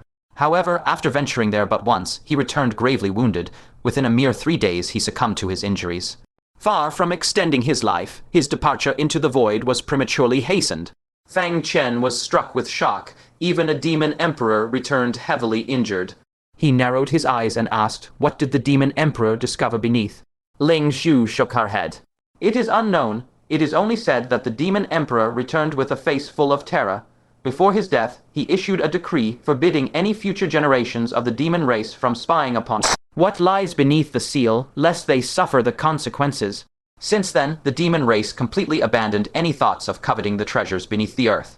A chill crept up Fang Chen's spine. What terrifying entity could be lurking beneath this seal? At that very moment, the massive purple stone serving as the array core was successfully removed under the maneuvers of the two disciples. The ancient formation, which had operated for a millennium, slowly ground to a halt. The floor of the great hall suddenly seemed to lose its support. Save for the array core, the earth collapsed with a thunderous roar. A vast expanse of blood, red light erupted from below, dyeing the entire secret chamber in a crimson hue, reminiscent of the legendary Senliu Hell. Looking down, a pool of blood lay beneath the great hall. Within the blood pool, a bronze coffin drifted upon the gory waters. As the seal unraveled, the blood pool began to surge, waves crashing against the bronze coffin with hollow echoes like the mournful wails of ghosts. An exceptionally eerie sight in the blood. Ready. Gloom. The blood pool nourishes the bronze coffin. The red demon reigns over the yellow springs. The woman cried out in excitement. That ancient demon race scroll did not deceive us. This is the tomb of a great sage who fell here during the primordial era. Because she remained peerlessly powerful even after death, she was eternally suppressed to prevent her from wreaking havoc upon the world. The man's eyes also burned with fervor. The scroll says the great sage's personal magical artifact was buried with her. We are about to strike it rich. A great sage tomb. Hai Mei and Ling Shu were stunned. Ling Shu stuttered, brother, did you hear? Below is the tomb of a great sage. Hai Mei's gaze was fervent, her words somewhat disjointed. Could there be an opportunity to break through to the nascent soul realm within? After a brief moment of contemplation, Fang Chen declared decisively, leave. The two women hesitated. This was the burial site of a great sage. Any item unearthed would be a supreme providence. They had reached this place with great effort and discovered such a monumental secret. Were they to leave just like that? Those words were spoken intentionally for us to hear. They have already discovered us. The two women were jolted with alarm and immediately followed Fang Chen in retreat without a second thought. Scarcely had they retreated a few paces when the ground where they had stood split open without warning. Two corpses, emanating a dense yin aura, lunged from the earth, launching a simultaneous attack on the trio. Without hesitation, Hai Mei struck out with two palms. Amidst two muffled thuds, the corpses were sent flying, plunging into the blood pool below. The corpses immediately surged out from the blood, yet they did not resume their pursuit. Instead, they flickered to stand defensively in front of the two Great Yin Sect disciples. Hai Mei glanced at her fist. Her skin was charred black, a result of the incredibly dense yin energy invading her body. A sharp, icy pain surged, causing her to frown slightly. Such formidable yin energy. Fortunately, Fang Chen had warned them. Had she been ambushed by the yin corpses, hidden underground while unaware, the consequence would not have been a mere blackened fist. She might have been gravely injured. Feeling the stinging pain in her fist intensify, she quickly grasped Fang Chen's arm. As arcs of lightning entered her body, the vast amount of yin energy on her fist transformed into black smoke and evaporated. Ling Shu's face was filled with the relief of a survivor. Even Hai Mei's fist was scorched. Had she inadvertently taken a blow, her body would likely have been pierced through at the very least. Brother, how did you know he had discovered us? Since both sides were now aware of each other, there was no longer a need for Ling Shu to communicate via her thoughts. Fang Chen replied, it is simple. If you knew the burial site of a great sage and knew her magical artifact was there, would you quietly take it, or would you selflessly write a book to inform the whole world? Is there even a need to ask, unless one is a selfless saint who wouldn't covet the artifact of a great sage? Clearly, the male disciple had fabricated a story on the spot, a story riddled with inconsistencies. Ling Shu's face flushed as she stuck out her tongue. To think I actually believed such a transparent lie. Realizing she had nearly fallen for it, she felt even more overwhelmed with shame. If she felt this way, Hai Mei's cheeks burned even more. My mental cultivation is insufficient. To think she almost fell into such a simple trap. It was evident the male disciple had long since detected their presence. To avoid alerting them, he deliberately feigned a monologue about the great sage's artifact to lure them into a greedy rush. Had they moved, the yin corpses concealed beneath would have delivered a devastating ambush. However, these two Great Yin Sect disciples had miscalculated two things. First, Fang Chen had seen through his scheme. Second, by Fang Chen's side stood a peerless powerhouse at the peak of the 9th level of the Golden Core realm. Consequently, the two Great Yin Sect disciples immediately shifted to a defensive stance. The male disciple appeared to be around 20 years of age. Perhaps due to his long-term association with yin corpses, his skin was deathly pale and bloodless, resembling a corpse that had been submerged for days. His eyes were sunken, and his gaze was exceptionally sinister. I am Wang Chengxiao of the Grand Yin Sect. Who might you be? Wang Chengxiao, concealed behind his spectral corporeal guardian, revealed but a sliver of his form as he bellowed his query from afar. He observed the peculiar trio before him with a hint of curiosity, 2 women and 1 man. While such a combination was not inherently strange, both women were intimately linked with the man, suggesting not an expedition into the unknown, but rather a leisurely stroll with beloved wives and beautiful concubines. By the heavens, this was a mystical realm. To brazenly embrace 2 beauties amidst such peril was utterly preposterous. Fang Chen's gaze swept over the duo with an understated calm, while his eyes narrowed, scrutinizing their surroundings. Might it not be more fitting for us to converse, once you have summoned forth all your spectral corporeal guardians? Wang Chengxiao furrowed his brow, declaring, to recognize spectral corporeal guardians, it seems your identity is far from simple. However, we possess but 2 spectral corporeal guardians. Before his words had fully dissipated, Fang Chen lightly tapped his toes. A mighty torrent of lightning surged into the earth, fragmenting into countless arcs that formed a colossal electrical net, enveloping every corner of the mystical realm. From within the walls, beneath the earth, and even directly below where Fang Chen and his companions stood, vast quantities of dark, Yin Kai began to effervesce and rise. Wang Chengxiao and the female disciples' complexions shifted dramatically, and they hastily exclaimed, "Noble sir, we implore you to stay your mighty hand." Fang Chen retracted the surging lightning. Wang Chengxiao and the female disciple swiftly unleashed a series of incantations. 8 spectral corporeal guardians emerged, one after another, from the earth and the walls, returning to their master's sides. Upon a cursory inspection, a pained expression crossed Wang Chengxiao's face. Several of his spectral corporeal guardians had been scorched, their flesh rent open by the lightning, demanding a considerable toll to repair. Spectral corporeal guardians were formidable indeed, often possessing the power to overwhelm foes in numbers. Yet their inherent flaws were equally apparent. Like all malevolent yin entities, they recoiled from the righteous Kai of heaven and earth, and all things imbued with yang essence, with the might of lightning being their most profound dread. Who could have foreseen that the young master before them possessed such mastery over the Tao of lightning? Fang Chen stated blandly, it would seem there are more than merely 2 spectral corporeal guardians, would it not? Wang Chengxiao cast a wary glance at Fang Chen, replying, you possess a powerful expert at the peak of the 9th level Golden Core realm. It is only prudent for me to exercise caution, is it not? Allow me to introduce you. This is my junior sister, Yuan Liping. Might I inquire as to your esteemed identity? Yuan Liping also directed a curious gaze towards Fang Chen, finding his true identity somewhat inscrutable. To explore a mystical realm while embracing 2 beauties, and to wield such profound mastery over the Tao of lightning with effortless ease, to which mighty faction did this individual belong? Fang Chen spoke no further. With a simple, calm stride forward, his form abruptly transformed into a bolt of pure lightning, manifesting before them in an instant.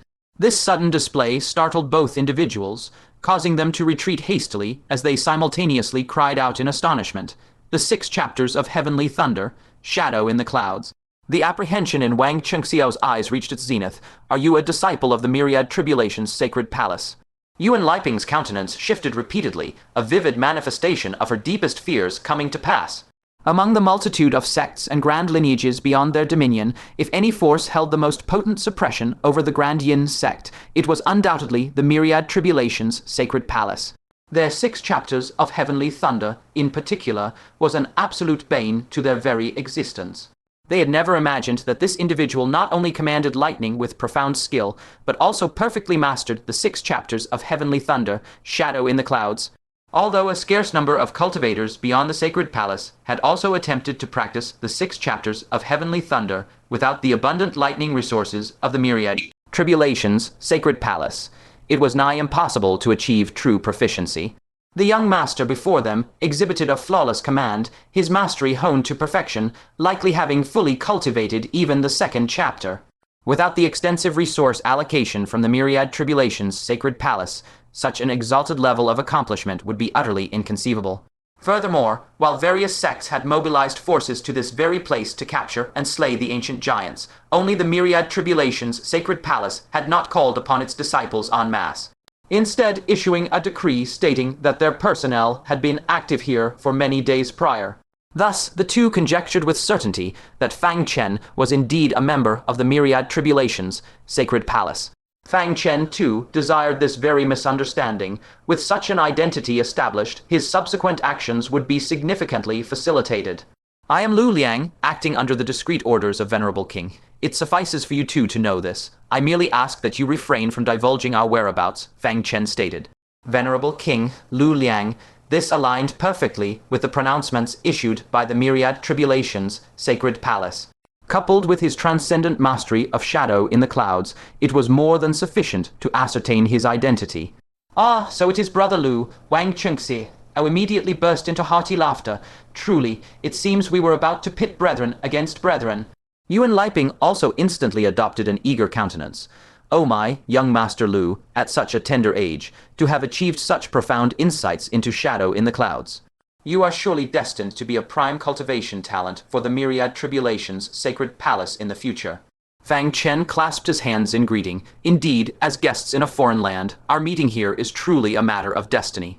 Wang Chengxiao chuckled, his peripheral gaze sweeping over Hai Mei and Ling Shu, a speculative glint in his eyes. And these two esteemed ladies are. Fang Chen beckoned, and Hai Mei and Ling Shu, with keen understanding, gracefully approached, positioning themselves to his left and right. With a smile, Fang Chen embraced their slender waists and said, when a disciple of the Myriad Tribulation's sacred palace travels, is it truly excessive to encounter a few beauties who admire him? Wang Chengxiao's lips twitched. He, too, was a disciple of a great lineage, yet he was accompanied only by a few frigid, spectral corporeal guardians, while Fang Chen could embrace 2 utterly peerless beauties. How could this be? What am I, Wang Chengxiao, not worthy of such fortune? Yuan Liping cast a sidelong glance at him, scoffing, Senior Brother Wang, spare us your lamentations. If you wish to emulate young Master Lu's grand embrace, you must first possess a countenance as handsome as his. Wang Chengxi merely grunted through his nostrils, his face a picture of envy. Hai Mei felt a flicker of discomfort, Fang Chen's large hand against her waist feeling like a branding iron, astonishingly hot. However, being the elder of the two and Fang Chen's servant, her initial unease at his intimate touch quickly subsided, and she allowed him to keep her embraced. Her very life belonged to him. What harm was there in a mere embrace? Ling Shu, however, was flushed crimson. Her tender, delicate form, embraced by Fang Chen, trembled incessantly. Her neck gradually weakened, her steps faltered, and her entire soft body collapsed into Fang Chen's arms. By the heavens, they're practically throwing themselves at him. Unable to bear the sight any longer, Wang Chengxi turned away, stating, Brother Lu, let us attend to the serious matters at hand first. Once our tasks are complete, you may indulge in whatever delights you wish with these 2 beauties. Yuan Liping also cast a speechless glance at Ling Shu. She appeared so demure and frail, yet how could she be so audacious?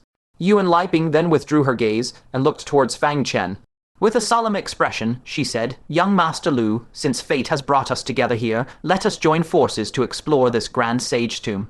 Fang Chen's eyes narrowed slightly. Could this truly be the tomb of a grand sage? Then, Wang Chengxi, awkwardly admitted, on this point, I did not deceive you. Indeed, ancient texts describe this place as the burial ground of an ancient sage named Grand Venerable Crimson Demon. However, it is merely a cenotaph. Fang Chen's lips twitched. After all that, it was merely a cenotaph containing not even the sage's physical remains. If that is the case, then what significance does your excavation of this place hold? Fang Chen inquired. Wang Chengxiao revealed a peculiar expression.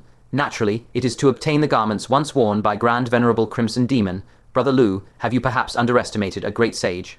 For others, a cenotaph would indeed be just that, utterly devoid of value. However, a cenotaph of Grand Venerable Crimson Demon signifies that within lie the garments he once donned. Garments personally worn by a great sage, even stained with his very blood, are no longer mere raiment. They transform into a terrifying magical artifact. Fang Chen's heart slightly trembled. Observing the surrounding arrays once more, he had to admit that he might have truly underestimated a great sage cenotaph. Consider this. The arrays here have been operating for a millennium, their sole purpose to seal the garments of Grand Venerable Crimson Demon. How could such an object be considered simple? Furthermore, even a demon emperor from eons past met a tragic end, gravely wounded by its power, clearly testament to the formidable might of these garments. Brother Lu, if there are more than 3 relics within, we shall each claim 1 share. No one will contend, for harmony breeds prosperity. There is no need for us to fight to the death over this. Wang Chengxi glanced at Hai Mei, then at Fang Chen, speaking with utmost reason. Fang Chen nodded, and if there are fewer than 3. Wang Chengxi replied, if insufficient, I know of a place abundant with lightning, where one's cultivation would be no less effective than your esteemed sect's 10,000 thunders refining body technique. Should Brother Lu relinquish his claim to the relics, I can bestow that location upon you as recompense. Though unaware of what the 10,000 thunders refining body entailed, the mere mention suggested an astonishing resource. Wang Chengxi actually possessed a lightning resource of similar caliber. Fang Chen stroked his chin. Are your words trustworthy? Wang Chengxi smiled faintly. Rest assured, I can personally escort you there. Upon reaching our destination, it will not be too late to distribute the relics. If we operate in such a manner, there would be far too many variables. You had best provide me with the location now. If it proves to be otherwise than described, I shall certainly seek you out for recompense, Fang Chen stated. Wang Chengxi slapped his chest. Brother Lu, set your mind completely at ease. Our Te, insect lineage, dreads the power of lightning above all else. We would wish for nothing more than for someone to cleanse it thoroughly. How could we possibly covet it? Fang Chen nodded slightly. Very well, then let us proceed to open this tomb together. His gaze flickered. He harbored a persistent suspicion that these two were concealing certain truths about the cenotaph's depths. Yet it mattered not, for he, too, held his own secrets. This very place was an ominous land where even a demon emperor of a past era was gravely wounded. To simply open a coffin and claim its treasures, how could it be so facile? He resolved to keep his distance shortly. Brother Lu, do you possess any understanding of this place? Wang Chengxi surveyed the bronze coffin, not immediately rushing to open it. Instead, his gaze shifted, and he began to inquire of Fang Chen. Yuan Liping's eyes flickered, and she, too, inquired, Brother Lu, having been able to locate this place, you must surely possess some knowledge of its nature. No, if there is any vital intelligence. We implore you to share it, lest we encounter unforeseen perils upon opening the coffin. All right, fellow Taoists and cultivation fanatics. You thought Fang Chen's beatdown of Bai Chu was the main event? No, that was just the appetizer. Our boy Fang Chen isn't just a combat monster. He's playing 4D chess while everyone else is still figuring out checkers. The Demon Emperor tried to pull a power move and snatch that Soul Formation Ruin entry, but Fang Chen hit him with the ultimate nah, fam, this is mine. The sheer audacity. But the real mind, Bender, casually unlocking his own chains in front of a Demon King, who then calls him master. Oh? The author was absolutely cooking with that reveal. Hai Mei's loyalty was a secret weapon, hidden in plain sight. Then, just as he escapes, bam. A Vajrabad, Hisatva monk appears, and who's with him? Bai Chu, forcibly delivered to the Buddhist sect. This isn't just karma, it's destiny's brutal sense of humor, turning a rival into a convert. And let's not forget the clutch return of venerable 6 Paths Mung Bean Sprout Ring, saving Fang Chen's bacon against Bai Chu's final form. Every casual line, every subtle interaction, is a hidden plot bomb waiting to explode.